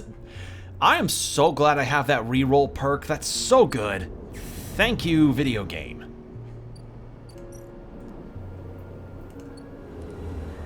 And I was scared that I would run into only having 3 rolls, but I don't. Okay. Key node. This was the 4, I think. No, come on.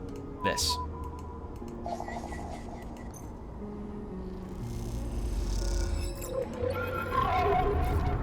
A giant. A glint like a light traveling along the edge of a wave fills your eyes. Then the blade follows, a long head with 2 dead sockets slipping towards you in silence. You freeze, hoping it will pass you by, hoping that it will not simply slice through you like air. The blade head nears, slides past you. Almost.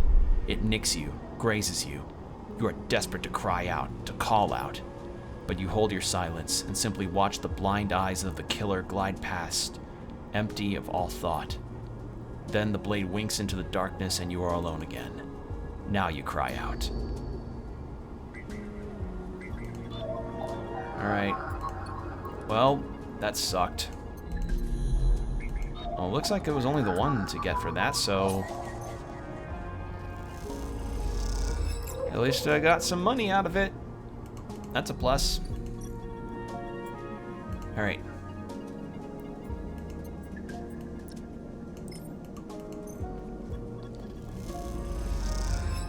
There. But yeah, I think the other problem that you'd run into as far as voice casting in this game is that there's the prospect of, like, how much are you willing to spend on casting when it comes to things like casting your characters, especially if it's a major ensemble. Like, if there's a ton of characters like there is here. Well, I don't know if... Actually, I wouldn't say a ton, but... I don't know. It'd be cool, but I wouldn't be surprised if they didn't do it for the second game. I don't know, the thought just came to mind. Killer is dead. Okay, so slice hardware. Forget hacking the system, Killer has to die. If you can slice the branch connections, the mainframe will shut down, freeing Navigator. With access to branches, you could redirect them to form a loop, isolating the mainframe with Killer inside, but freeing Navigator, in theory. Can I just get some food first before I do this?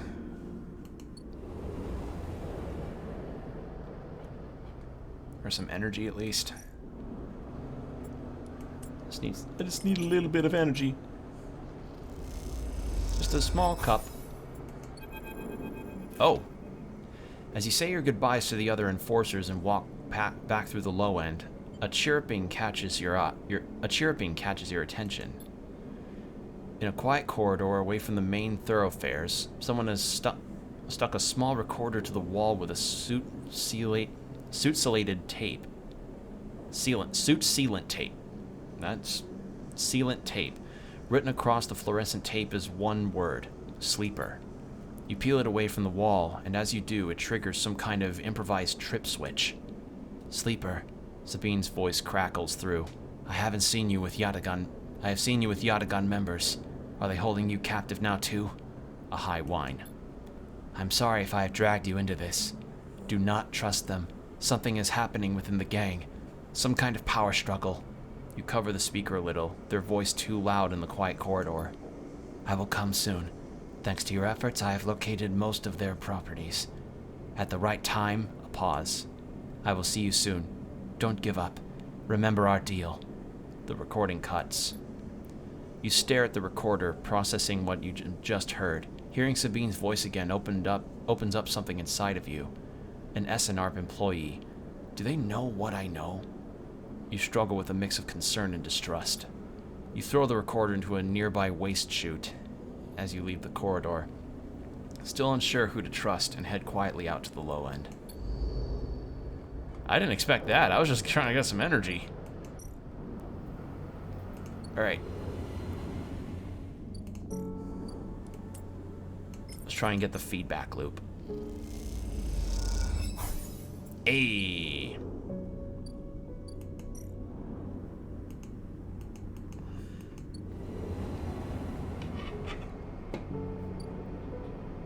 Alright.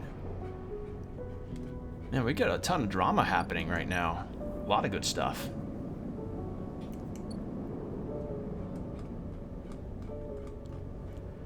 Alright, so what I need to get some more rolls back, so back to bed.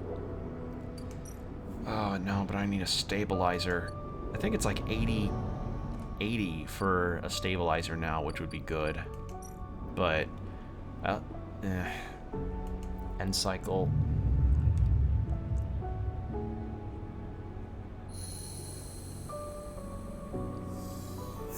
Yep.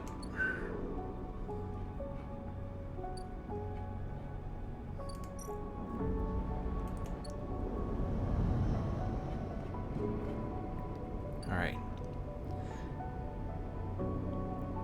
Rabia. Okay. I was trying to remember how I pronounced the name. It was Rabia. Rabia. That's how I pronounced her name.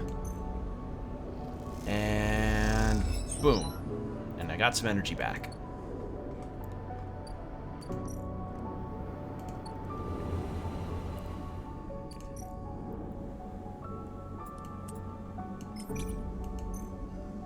Let's do this.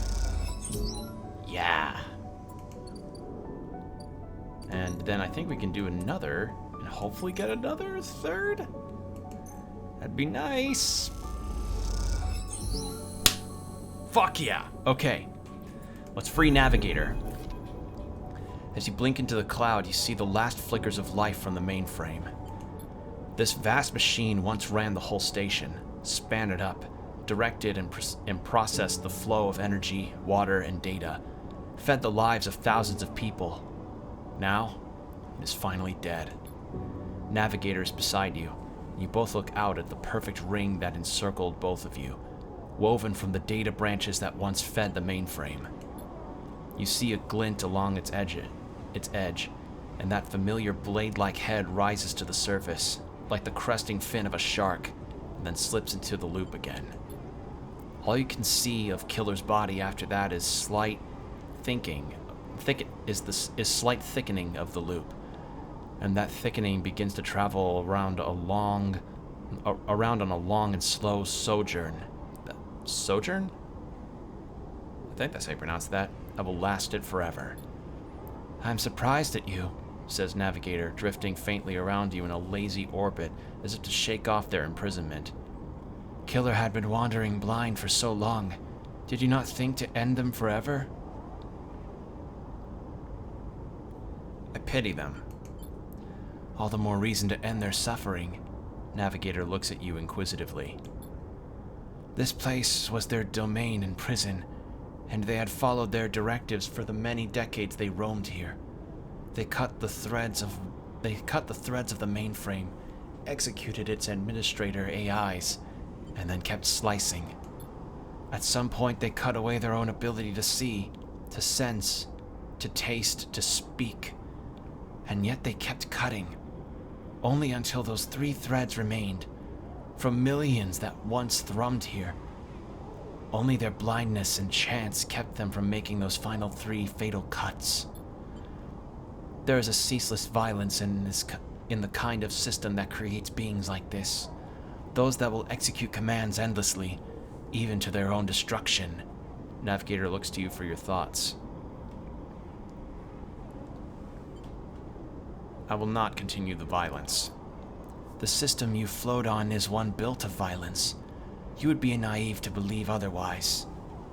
Navigator turns away. You watch the data points of the station spin around you, bending with the fixed stars. There is something satisfying about finally wrenching the last threads of control from this central point. It was little more than a ghost by the time you reached it, but this place deserves to be haunted by better ideas than a totalizing system of control.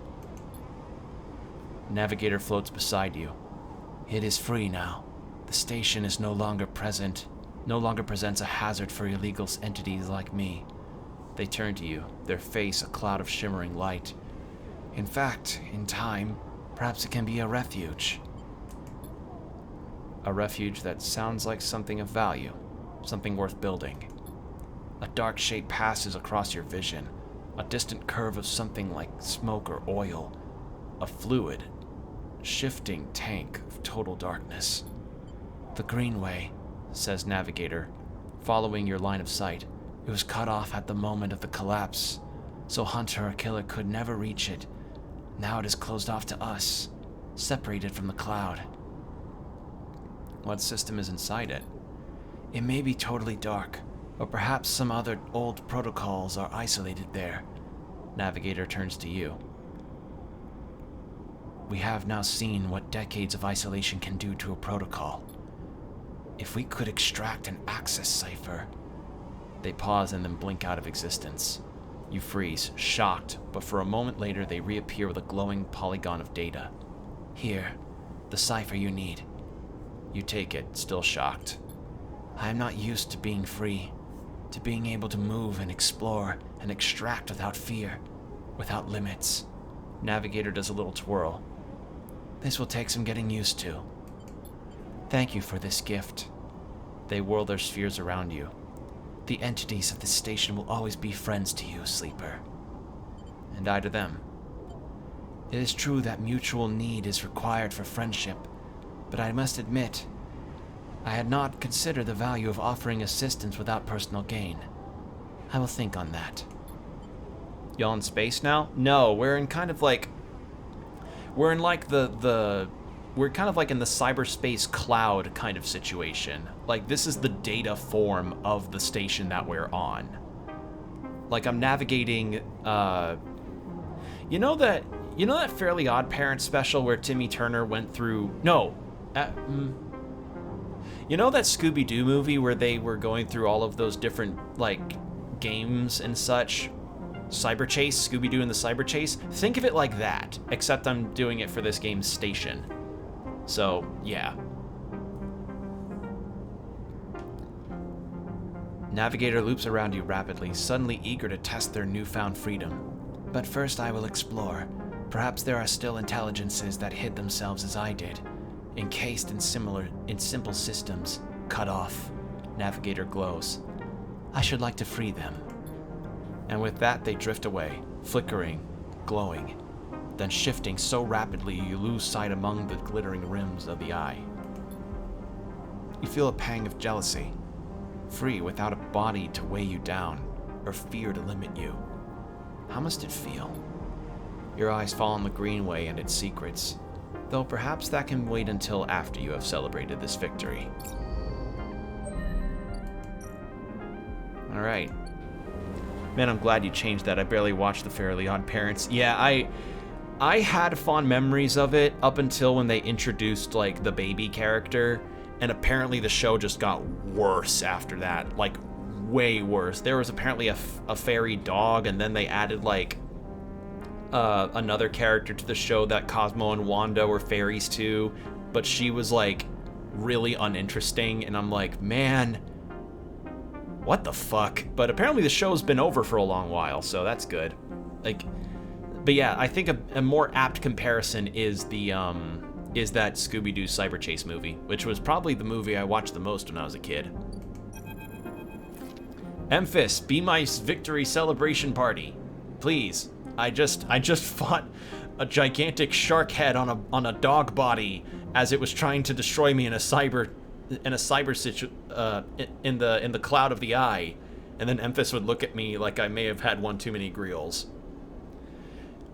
All right, I'm gonna drink a little water because I feel like this will also be a good moment because I've liked a lot of Emphasis moments.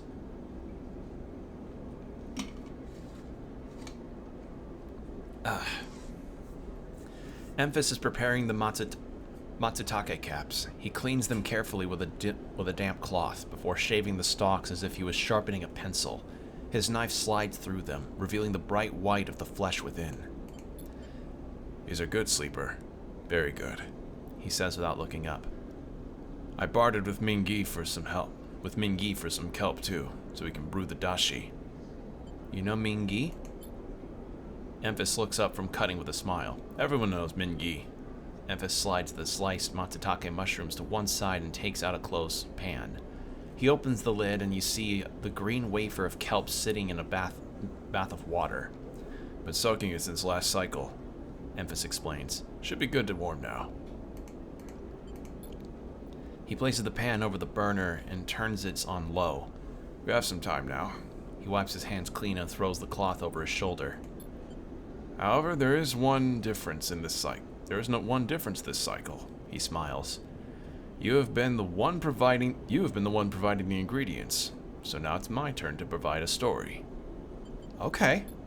Good. The story is important to me. He gestures for you both to sit on the folding stools behind the stall. You see these? Memphis runs a hand over his forearm, tracing the circular scars that mark them like perfect bite marks. Conway called it an anchored interface rig, a mechanical control device for piloting a heavy-duty extraction suit in low-G industrial operations. We called it a bone suit. Oh! How cool does that... Oh, that sounds rad! He points to a pattern of larger circles on his shoulder. They drill in and anchor it here, then all the way down the arm. He taps each scar on the way. It maps mechanical movements to the suit exactly. And one-to-one mechanical replication. A one-to-one mechanical replication. You swing your arm, the 2-ton arm swings too. Oh, so it's like the motion suits in Pacific Rim. Like, you know when the pilots wear those suits while they're moving around in the robot and doing the arm motions? It's like that. You should have seen the recruitment vids. Strong people and even stronger suits, tearing through stone and scrap. Superheroes. Half my graduating years signed up, from company school to company shuttle. Conway from birth to death. He stares off into the distance for a moment, fighting with the memories. But the bone suits weren't good. The rate of failure was high, and failures meant arms torn off, anchors torn out, bones broken. Bad stuff. So, after a while, Conway discontinued them. No longer competitive, they said. He checks the broth, turning down the heat and adding the mushrooms. Yeah, so same principle. So there we were, hundreds of us with surgical alterations for suits that didn't work. They sent us home, back to that company colony that spat us out to be cleaners, drivers, cooks. They gave us drugs for the pain and told us to make something of ourselves. When I deserted, bribing some passing spacers to take me into orbit, there were only me and a couple of others left. The rest of us faded away. Arthritics, osteoporosis, they folded in on themselves like paper lanterns. That was my generation. The anchor points still ache, still burn. He touches the scars. But what burns worse is the betrayal. I've been on the eye for a long time now, but that will never fade. Not that and not the faces of my friends. Emphys reaches over and sprinkles a handful of leaves into the broth. It's ready. I'm sorry. Don't be. It was Conway's crime. And you know better than most that we want. And you know better than most what we went through. It's enough that you're here to listen. Emphys pours the broth into a double-walled metal bowl and hands it to you. The heat radiates through your hands, and the smell drifts up, rich and sharp, like a pine forest after the rain. You drink the broth slowly, chewing the matsutake and thinking. Emphys busies himself with cleaning the pans and the bowls, sealing the kelp back up for another day. Then he quietly comes to sit with you while you finish your meal. Neither of you speak, preferring instead to let the story linger in the air for a little longer. It's not that there is nothing to say. It is that sometimes, in moments after something, speaking breaks the spell.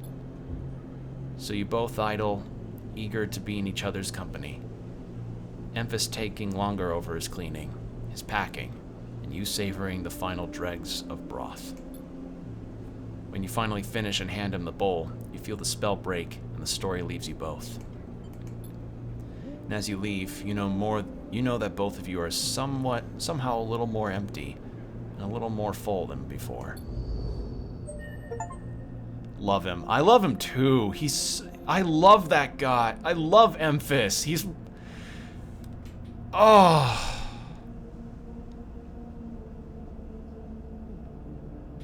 I think he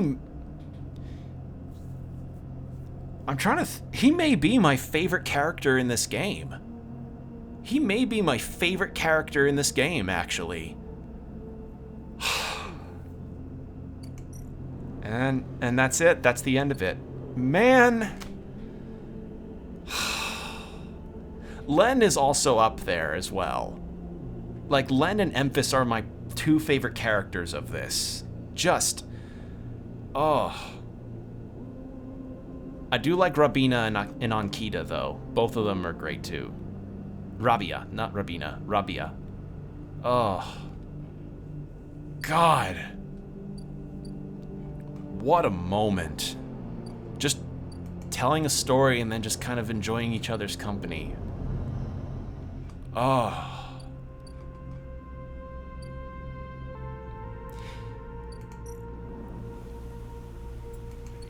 Like, honestly, yeah, like, what a moment. Just, Alright, let's see what this will yield us. Because I'm assuming this is the end of the Navigator quest line, too. I'm gonna drink some water before I read this out.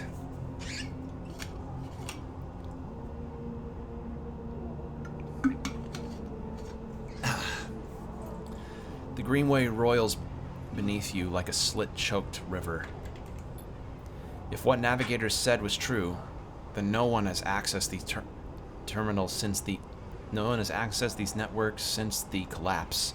The Hunter and Killer protocols have never set foot here, never cleared out the intelligences and systems. So why then, you wonder, does it look so dark?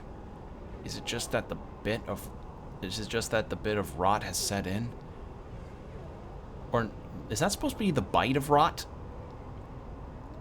I think that's supposed to be bite. I could be wrong. The entropy of systems reducing everything to shadows and light. You watch as the slotted cipher fizzles in the one open, distorted gateway on this entire rim of the station. It flickers and winks out, and then you are falling into the flow. A river of swirling darkness. You are spun by it, twisted by it, lost in it. It's not that the Greenway was hiding in the darkness. It is made of darkness. It is filled by this substance, this process, this swarm. Now you are among it. You notice that a swarm is exactly what it is. 1 billion individuals moving in a flow. Sleeper, you merely adopted the darkness, but I was born in it, molded by it. My one bane. There is no network map here, no nodes and threads, only a storm of interchangeable points, shifting configuration endlessly. Then you see them, a figure, turned away, the only bright spot in the dark river. You push closer through the storm. Whoa, cool!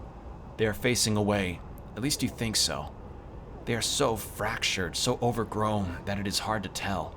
Even from this distance, you can see their flesh is moving, flowing. Look at this! Oh, God, I love this character art. It's so good. Oh, man. You watch, silent, as they stoop and reach down. In their hand is a dark shape, and with twisted fingers, they press it down into the loam of data beneath them, pushing it through its trembling soil. Then they move away, go a little further, and repeat the process, as if they were sowing a field. You push forward, but somehow, despite their slow and deliberate speed, they move faster, and they quickly fade into the storm. You reach the point where they planted the object and look down. There it is, a glassy, shifting polygon, with something inside. You reach down and pick it up. It is cold, but it thrums with energy. You look toward the path of the figure, but they are long gone. When you blink out of the cloud back to the leaves in the dappling light of the greenway, you hold a seed in your hand.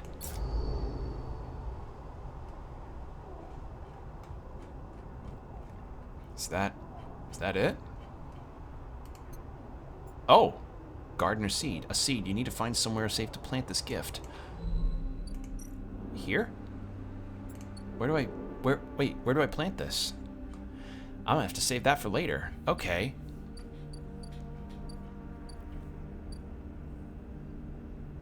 Well, I need to sleep.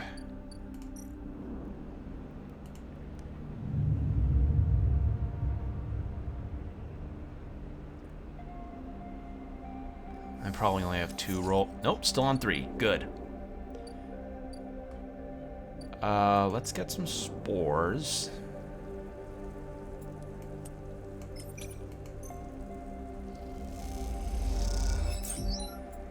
Cool. And then what we can also do is do some deliveries.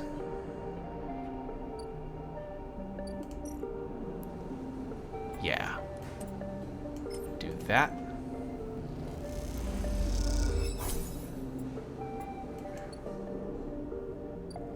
And then we can give... Alright, so I could take care of one of them. I could do the labs, or I could do the distillery. And I want to do the labs. The distillery can wait. As funny as it would be to start making mushroom whiskey, I think I want to see what the labs are about, because the lab quest is essentially about figuring out how this stretch of the satellite was able to start flourishing into some kind of weird biome. Plus, I think that's where I could end up using the seed. But yeah, interesting that became an item. I thought that'd be a data item, I thought that'd be data, not items. All right. Rico. Sleeper. Rico greets you without so much as looking up from her work. I have some of yours here. Come see. She beckons you over to a heavyweight-looking console wired to a series of specimen jars, some of which contain your spores. What does it say? The spores you have here are a real cocktail, a selection of types from within the groves. But I've been able to isolate a few. She taps one of the specimen jars. Here we have Tricholoma matsutake. Tricholoma? I'm gonna say Tricholoma. Rico breezes through the Latin and Japanese. Japanese pronunciation as if it was nothing. A species Solheim somewhat modified for use on the station. She brings up a panel on her console showing a chemical composition, all gradiented bars and obtuse acronyms. This is the composition of the Solheim modified matsutake spores. Am I supposed to understand that? Not entirely, no, but I think you'll understand this. Rico brings up another panel, identical in layout but with widely different colors and numbers. You see, this is what your Matsutake spores look like. I don't understand. Look at the composition. They are totally different. Rico glances at the specimen jar as if it might have something to add. They are fundamentally the same spores, but they carry different chemicals, different signals. She leans back and sighs. Solheim may have introduced their own tweaked versions in the beginning, but the groves have and still are affecting them. Affecting them how? It's hard to tell without samples of fully grown mushrooms. She meets your eye. And herein lies our problem. She moves to another desk where 2 trays sit side by side. The first contain nothing but plant mulch. The second you smell before you even look at it. The pungent aroma of fruiting matsutake like rotting, sodden overalls, laced with an edge of spice. I don't know how I feel about the... Wow, that is a way to describe rotting, sodden overalls that have a spice smell to them. Ew. Sounds disgusting. The matsutake here are grown from Solheim stalks, pulled from a spore vault in this complex. She winks. They are delicious, by the way. She sets them aside. The empty tray is germinated with the spores you collected. No activity. No germination. Nothing. But the groves are full. Yes, they are. Rico looks at you directly, and you suddenly realize how much she is enjoying this. So here's our puzzle, Sleeper. Spores from the groves won't grow in the lab. But gathering fruiting bodies from the groves is too unpredictable. We need to grow a fruiting body from some of these spores, so we can track it, understand it. In short, I need you to become my mushroom farmer. Actually, I already started. Rico looks impressed. Well, an eager mycologist. I'd never have guessed. I assume you set yourself up in the aviary? I've been eyeing that place up for its proximity to the groves. Bring me whatever grows, not just matsutake. There's more than a couple of variants in there, so I'll need plenty of samples. She plucks a matsutake cap from the tray. These little things are reflections of their conditions, their smell, their taste, their chemistry. It all derives from the conditions of their growth. Oh, so when it smells like rotting, sodded overalls, there's something around here that smells like rotting, sodded overalls? Okay, good to know. Enough of these, and we'll have a picture of what's happening here. Of the way in which this biosphere is modifying itself, or being modified, whichever the case may be. Rico pops the matsutake cap in her mouth, taking you by surprise. And don't worry, Sleeper, she says while softly chewing. If this turns out to be a dead end, I'll make sure that not a single mushroom will go to waste. And I think... Yep, I can give her these. Can't give her the club head caps, though, interestingly enough.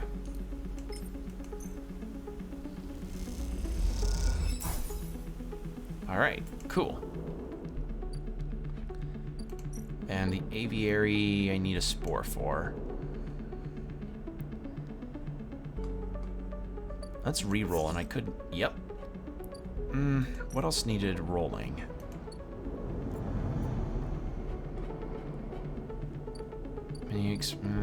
Could do that. How far am I in that? I'm actually pretty close. Halfway.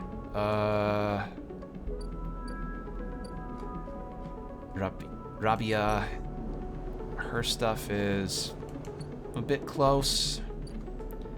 I'm wondering if I should gather more spores for this. Yeah, if I get 2 spores, that can wrap up really fast, so I think I want to do that, actually. So it looks like I could start making my mushroom whiskey. Just such a gross sounding thing, you know? Mushroom whiskey. Like, I looked it up, actually, and it turns out people have, in fact, infused whiskey with mushrooms before. It's just, but the process has never, there's not been a mushroom whiskey in the same way that there's, like, you know, that honey whiskey from the Jack Daniels or what have you. But for my case, I actually don't really care for things like that, those flavored spirits. If I want to have something that's got a particular flavor to it, I'd rather just find just a simple spirit or just have the juice of that particular fruit, you know?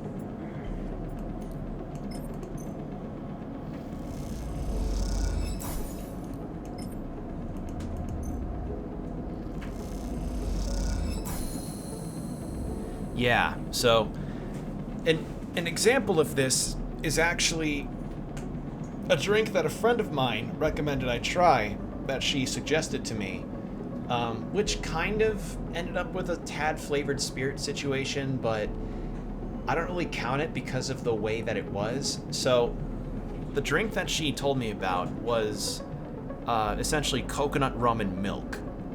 And I thought, well, what also works well enough with coconut? Vanilla. And what I ended up doing was adding like a very small amount of vanilla extract into the drink and then stirring it together. So I tried that, and that actually worked out quite nicely.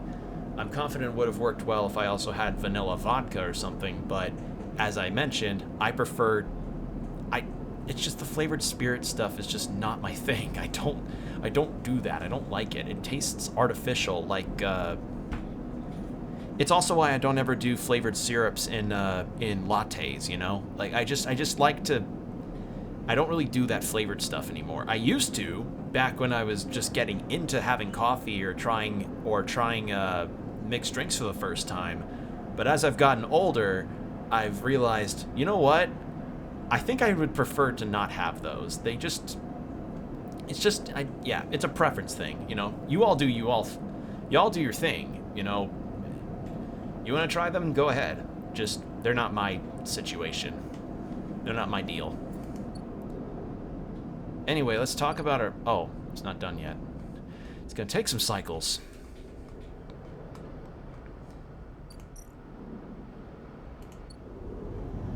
But yeah, like, I'm not the kind that would ever want to actively get a Crown Royal apple or a Crown Royal vanilla.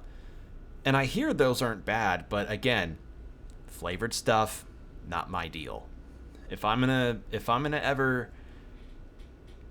unless a mixed drink or cocktail that I want to attempt calls for it in the recipe, I'm not gonna bother.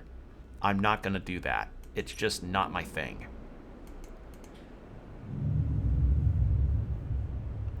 All right, I need a stabilizer. Like that, I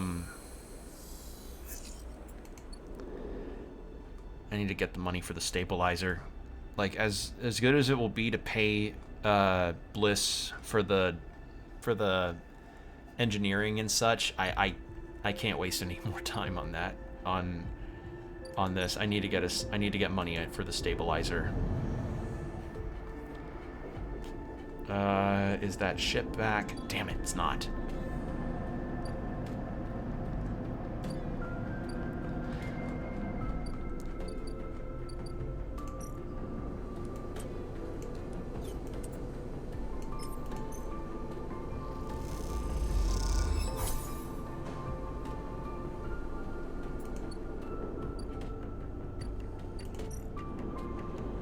All right.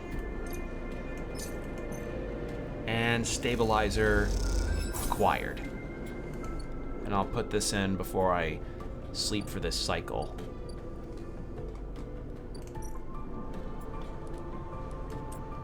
And then we'll do this to get some energy back. Beautiful.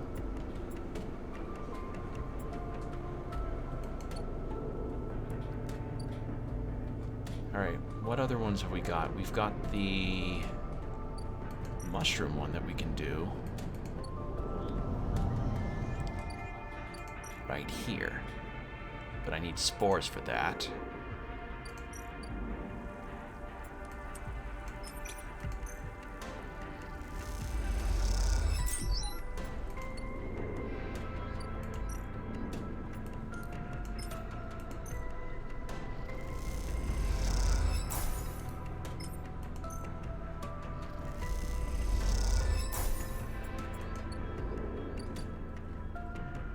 Okay, rest up. Add the stabilizer.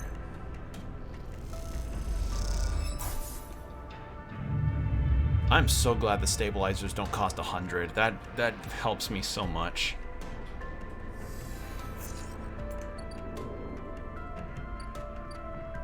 All right. Ooh, that's low rolls. Where am I supposed to plant this seed? I have no idea. Like, I somehow got this out of the cloud. How am I supposed to use it?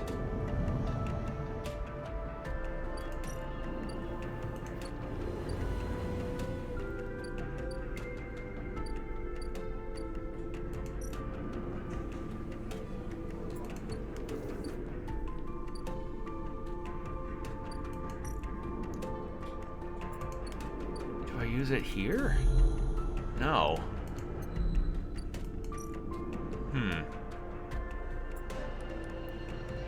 Alright, well, how about I do this?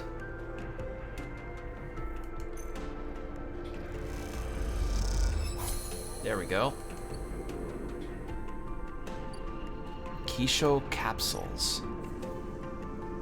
Rent a capsule. Oh! The only place to sleep on the hub. Hacker hacked off a colony ship and welded to the ring. They are surprisingly expensive to rent. 60 fuck. No. No! My sleeping space is free! Why would I take that? It's probably to meet a character or something. God damn it. 60 cryo fucking come on, man. Damn it. Damn it, Bobby. Bobby, that costs 60 in order to stay a night. But Dad, it's a part of an old ship attached to it. I wish I could do a Bobby impersonation. That'd be really funny. Okay, so we got that. Got some energy back. And all that's really left is the Haven Age stuff. Like, just Haven Age and Yatagan data that's here. Like, I could sell this stuff, but... Actually, wait, yeah, I could sell this stuff.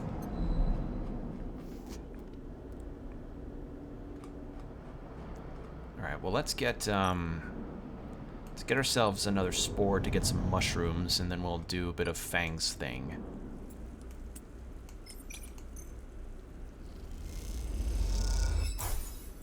Perfect. I only needed one.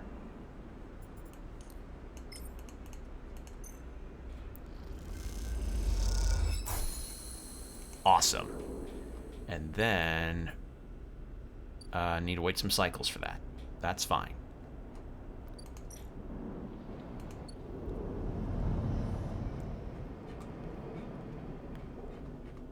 Alright, was there anything else in terms of... Why does the empty container still have a timer on it? There we go. I was like, because that timer's supposed to be for when, for the Ethan mission with the bounty hunter, but that went away a while ago. Oh yeah, I could give Yatagan data to them for stuff, right? Yeah. Alright.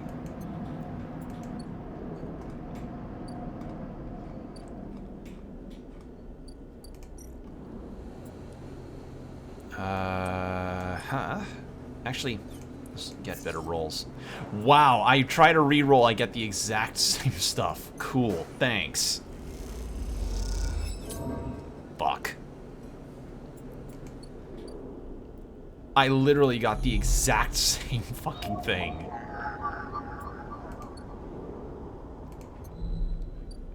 Alright.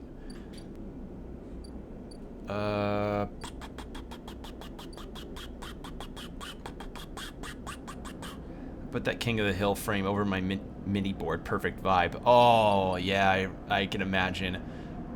God, I'm jealous that you have that. That's such a funny little thing to have. Nothing else really super important to get. Could do this and then sell some more data to Haven Age. Might as well. Plus, the hunter's not a threat anymore, so yeah. I put the hunter in a logic loop. Everyone I showed it to laughed. I can imagine. That's a really cool thing that you got. My mod combo recently went to a con, and something he got from the convention was like a forgetting my words, was a King of the Hill, like, you know those 3D sprite, like, portrait things that are framed? He got one that was a portrait of Hank Hill, Boomhauer, and Bill and Dale, the King of the Hill quad squad, hanging out in the alleyway. So he has that, and he showed it to me, and I was like, man, that's cool. It's funny, and it's cool.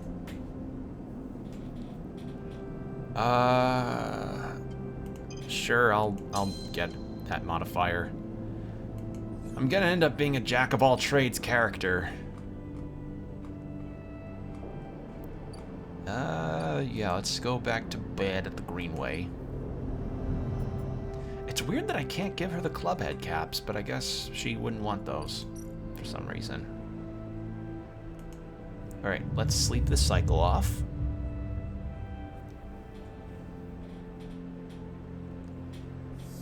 But yeah, how many more of these quests have I really... Disable my tracker from Fang, enter the Greenway, nurturing growing bed for the seed, bring mushrooms to the Briar, locate Hardin's low-end agents, invest in Bliss's Bay, that's the most recent one, Rico's experiments, wait for the first batch to be ready from the distillery, help the Sidereal Horizon. Oh, right. The ship for Lem and his daughter. And then the Yatagan spy stuff.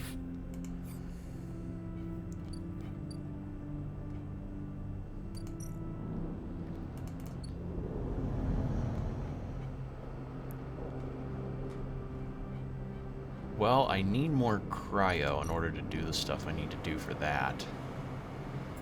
So let's... I want to...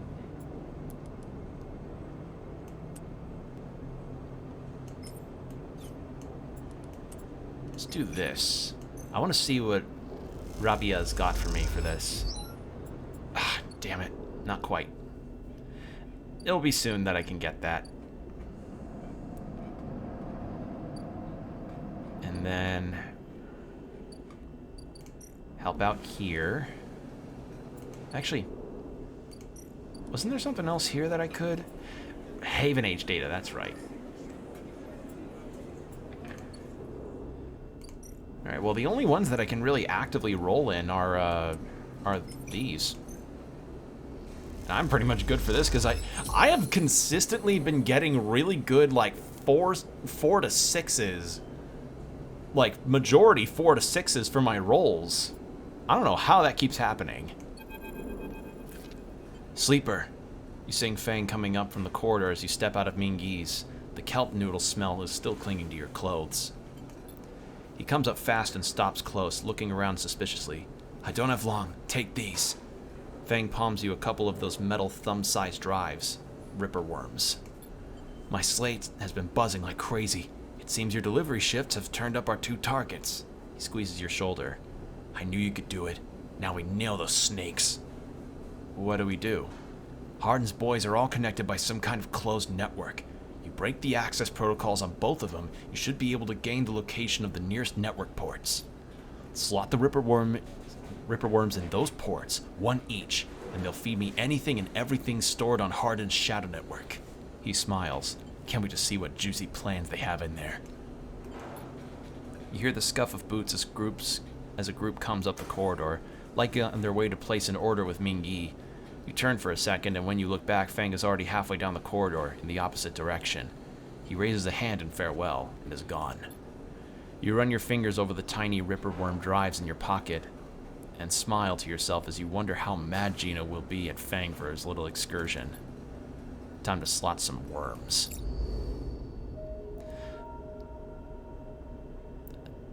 That's definitely a sentence I didn't expect to hear that tried to sound cool.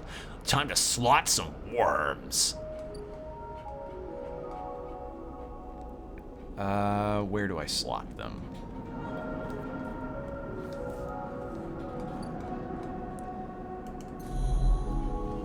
Not in here. Oh, no. Yeah, in here.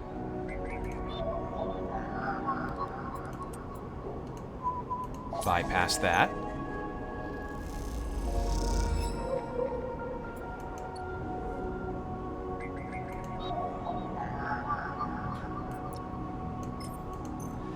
Kind of interesting to me that the Ripper Worm icon looks a bit like a pill bug.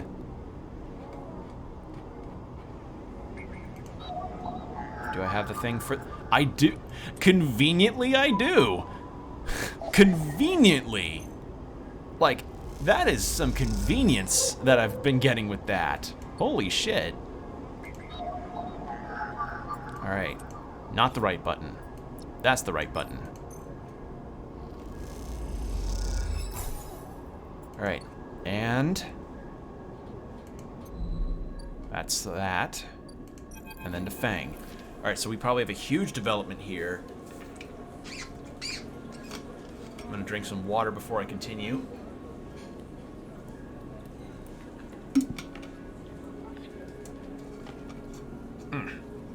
Okay. As you walk through the tambour, you quickly spot Fang arguing with Gina.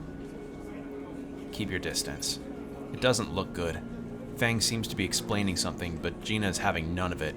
She points to the door, and Fang walks away, catching your eye as he turns. Could have done with you getting here a minute or so ago. He glances back at Gina. Well, either way, it looks like I'm fired. Good news is, that doesn't look like I need the job anyway. He takes out his slate, pulsing with pale light. Now, let's take a look at what you really are here for. The slate is a whirring mess of code streams coming direct from the Ripper Worms as they dig through the agent's data and spin into threads for Slate to pick up. Anything good? Fang scrolls the display with a finger. A lot of junk. A lot of dull as hell message threads. A lot of tedious data caches, but... Fang's eyes flash. Definitely some good stuff. He stops the screen scrolling on an entry and expands it. Check this out. Fang shows you the screen. You see a bold corporate logo, not Solheim's, and a word below. Conway, Fang says. He's working with Conway. Conway Extractions, right? Fang nods. He's been speaking with them personally. Got a whole chain of messages here, but it's mostly encrypted and redacted. Or redacted. He rubs his head. Damn it! This is juicy, but we can't nail him with it. He scrolls some more. Wait. What's this? A wasteland reclamation facility. Right here on the eye. He glances at you. What's the bet this place is tucked into the wastes? The wastes? It's the section of the eye Erling couldn't reclaim. Was too damaged, too cut off. Back before the collapse, people would have got there by going down the connected spoke from the hub. But that spoke's broken now, so the only way is the long way, round the rim past the greenway. He shows you on his slate. Fang looks away, thinking. Conway have been making moves on this system since the collapse. I hear they took over one of Solheim's old belt colonies a while ago. Moved everyone out and reclaimed the whole rock. What's their angle? Hardin has been offering them something. Fang looks back at the screen. But if Hardin is involved in it, then we need to check it out, simple as that. So, what's next? Fang stares out in the middle of the distance. We have to get to that facility. The answer to whatever Hardin has been prepping, been planning, has to be there. And we are going to catch him in the act. Give me 5, maybe 6 cycles, and then I'll see you at the greenway. I seem to remember there's some old service docks on the outer shell, up by the Haifa building. Should be a good place to meet. Fang squeezes your shoulder. Thanks again, Sleeper, for sticking with this. I haven't forgotten about that track of yours either, but I'm going to need to be back in my bay to pull a solution together. He turns the slate around to face you, showing a massive scrolling code. I've been working on a fix in my breaks. He winks. Fang grins. See you soon, Sleeper. And he walks out the door of the tambour without looking back. Cool. Alright. Oh wait, no, I don't need to prioritize that.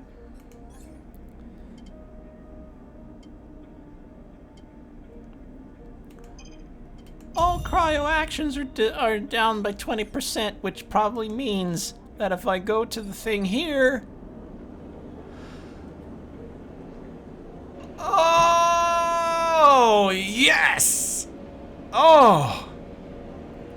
Oh, that's so nice. Oh, that makes me happy. Oh, I'm happy to see that.